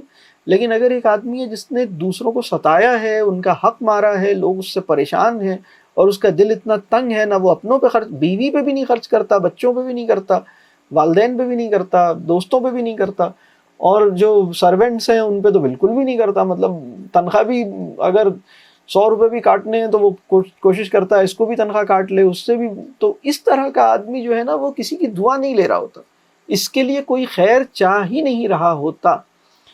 تو وہ کسی نے بڑی اچھی بات کی تھی کہ اگر آپ جنت میں جانا چاہتے ہیں تو اس بات کی فکر کیجئے کہ لوگ اللہ تعالیٰ سے یہ نہ کہہ رہے ہوں کہ اس کو جنت میں نہ بھیجیے گا. تو مطلب لوگوں کی فکر نہ کیجئے، لیکن لوگوں کی فکر اس حوالے سے ضرور کیجئے کہ ایسا نہ ہو کہ مطلب وہ اللہ کے پاس بھیج رہے ہوں کہ بھئی اس کو مت بھیجیے گا جنت، تو پھر مطلب مسئلہ ٹیڑھا ہو جاتا ہے. تو اللہ آسان کرے. یہ بات آسان نہیں ہوتی کہ جس مشکل سے ہم دوچار ہوئے ہیں وہ اصل میں مشکل نہیں ہے، وہ اللہ کے فضل ہی کی ایک صورت ہے اور اس کے اندر ایک خیر چھپی ہوئی ہے. اس کو پہچاننا آسان بات نہیں ہے. اللہ نے اپنے بڑے لوگوں سے یہ السٹریٹ کروایا، ڈیمانسٹریٹ کروایا. حضرت خضر اور حضرت موسیٰ کا جو واقعہ ہے اس میں اللہ نے جیسے ڈیمانسٹریٹ کروایا ہم جیسے لوگوں کو، اور اس کو پھر قرآن میں محفوظ کیا کہ مطلب جن لوگوں کی کشتی تھی ان کے لیے تو ایسا لگا کہ ہماری کشتی میں سوراخ کر دیا ہے، لیکن اس سوراخ میں بڑی خیر تھی. تو بہت ماشاءاللہ. بس مجھے ایک واقعہ ایک کہانی یاد آتی ہے، وہ کہانی سنا کے بس میں اس کو آج کی نشست کو ہم ختم کریں گے. وہ ایک کہانی کچھ اس طرح کی ہے کہ ایک بادشاہ تھا اور اس کی انگلی کٹ گئی، ہاتھ کٹ گیا، اس کی انگلیاں کٹ گئیں کچھ. تو اس کے وزیر نے کہا کہ بس اس میں کوئی خیر ہوگی. تو بادشاہ کو بڑا غصہ آیا کہ مطلب میری 2 انگلیاں کٹ گئی ہیں اور یہ کہہ رہا ہے کہ خیر ہوگی. تو اس نے وزیر کو جیل میں بند کرا دیا، جیسے بادشاہوں کے طریقے تھے. اب یہ واقعہ مجھے یہ نہیں پتا کہ یہ کہانی کتنی سچی ہے، لیکن ایک کہانی بہرحال اس میں سبق ہوتا ہے، میں آگے بتاتا ہوں. اب پھر بادشاہ جو ہے وہ کہیں شکار پہ کہیں سفر پہ نکلا اور سفر میں اپنے قافلے سے الگ ہو گیا، جیسے کہانیوں میں بادشاہوں کے ہوتا تھا ویسے ہی آپ سمجھ لیجئے. اور پھر وہ کسی ایسے قبیلے کے ہاتھ لگ گیا جن کے یہاں ایک رسم تھی کہ وہ سال میں ایک دفعہ کسی انسان کو پکڑتے تھے اور اس کی قربانی دیتے تھے اپنے خداؤں کو، یا جو بھی اپنے بت تھے اس پر اس کا خون چڑھاتے تھے. تو اس دن وہی دن تھا اور وہ تلاش کر رہے تھے کہ کوئی بندہ مل جائے، اگر کوئی باہر سے مل جائے تو ٹھیک ہے، نہیں تو اپنے قبیلے میں سے کسی کا خون کرنا پڑے گا. تو اسی تلاش میں تھے کہ وہ بادشاہ سلامت صاحب جو ہیں وہاں اس قبیلے کے لوگ جو تلاش کر رہے تھے ان کے ہتھے چڑھ گئے، اپنے قافلے سے بادشاہ بچھڑ گیا تھا. تو ان لوگوں نے اسے پکڑا اور اپنے سردار کے پاس لے گئے کہ بھئی یہ مل گیا، اس کو ہی ہم قربانی کرتے ہیں.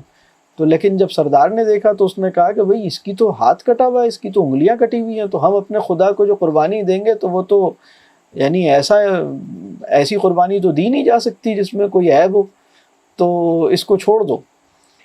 تو اس کو چھوڑ دیا. اور اس وقت بادشاہ کو پتہ لگا کہ یہ جو میری انگلیاں کٹی تھیں اس میں کتنی بڑی خیر تھی، اگر یہ انگلیاں نہ کٹتی تو آج میری گردن کٹ جاتی. تو وہ واپس آیا، اس کو بڑا افسوس ہوا کہ میں نے وزیر کے ساتھ ایسا برا سلوک کیا.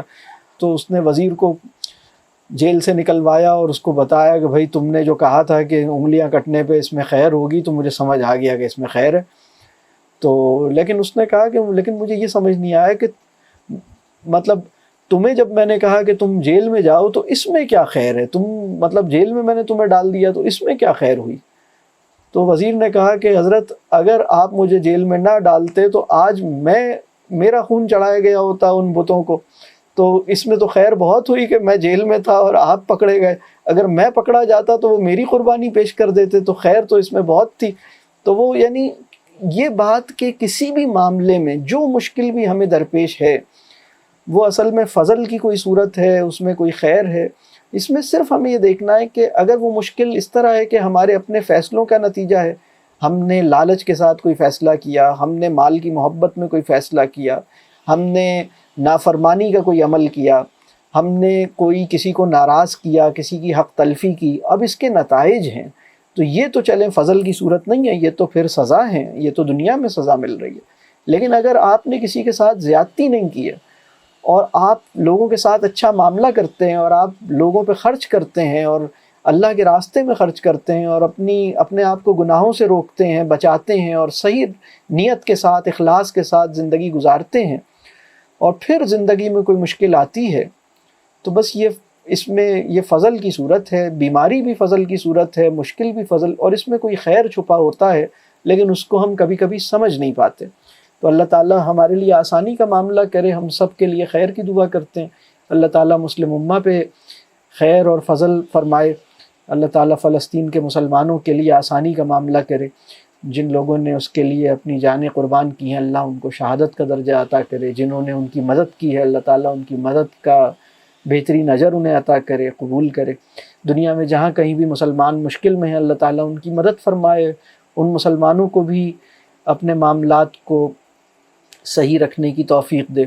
اور یہاں جتنے لوگ بھی آج پروگرام میں شریک ہوئے اللہ تعالیٰ سب کو اپنی اصلاح کی سچی فکر عطا کرے، جو کچھ ہم نے سیکھا ہے اس میں جو بھی خیر کی بات ہے اس پہ عمل کرنے والا بنائے۔ میری طرف سے آج کی گفتگو پھر ہم یہاں پہ روکتے ہیں، سوال جواب بھی مجھے اندازہ ہے بہت سے سوالات ہوں گے، لیکن آپ اپنے سوالوں کو لکھیے، اس میں بھی خیر ہوگی کہ کچھ سوال نہیں کیے جا سکے، سوال کرنے کے نتیجے میں بھی کوئی خیر ملتی ہے، بعض اوقات سوال نہ کرنے کے نتیجے میں بھی کوئی خیر پیدا ہوتی ہے، وہ سوال ذہن میں چلتا رہتا ہے تو پھر بہت سے آئیڈیاز بہت سی چیزیں آتی رہتی ہیں۔ تو اللہ تعالیٰ جن لوگوں کا سوال کرنے کا موقع نہیں ملا ہے ان کو کوئی بڑی خیر اللہ تعالیٰ عطا کرے، ان کو بھی کلیئرٹی عطا کرے، ان کی بھی مشکلات اللہ تعالیٰ آسان کر دے۔ تو آپ سب سے دعاؤں کی درخواست ہے، بہت شکریہ۔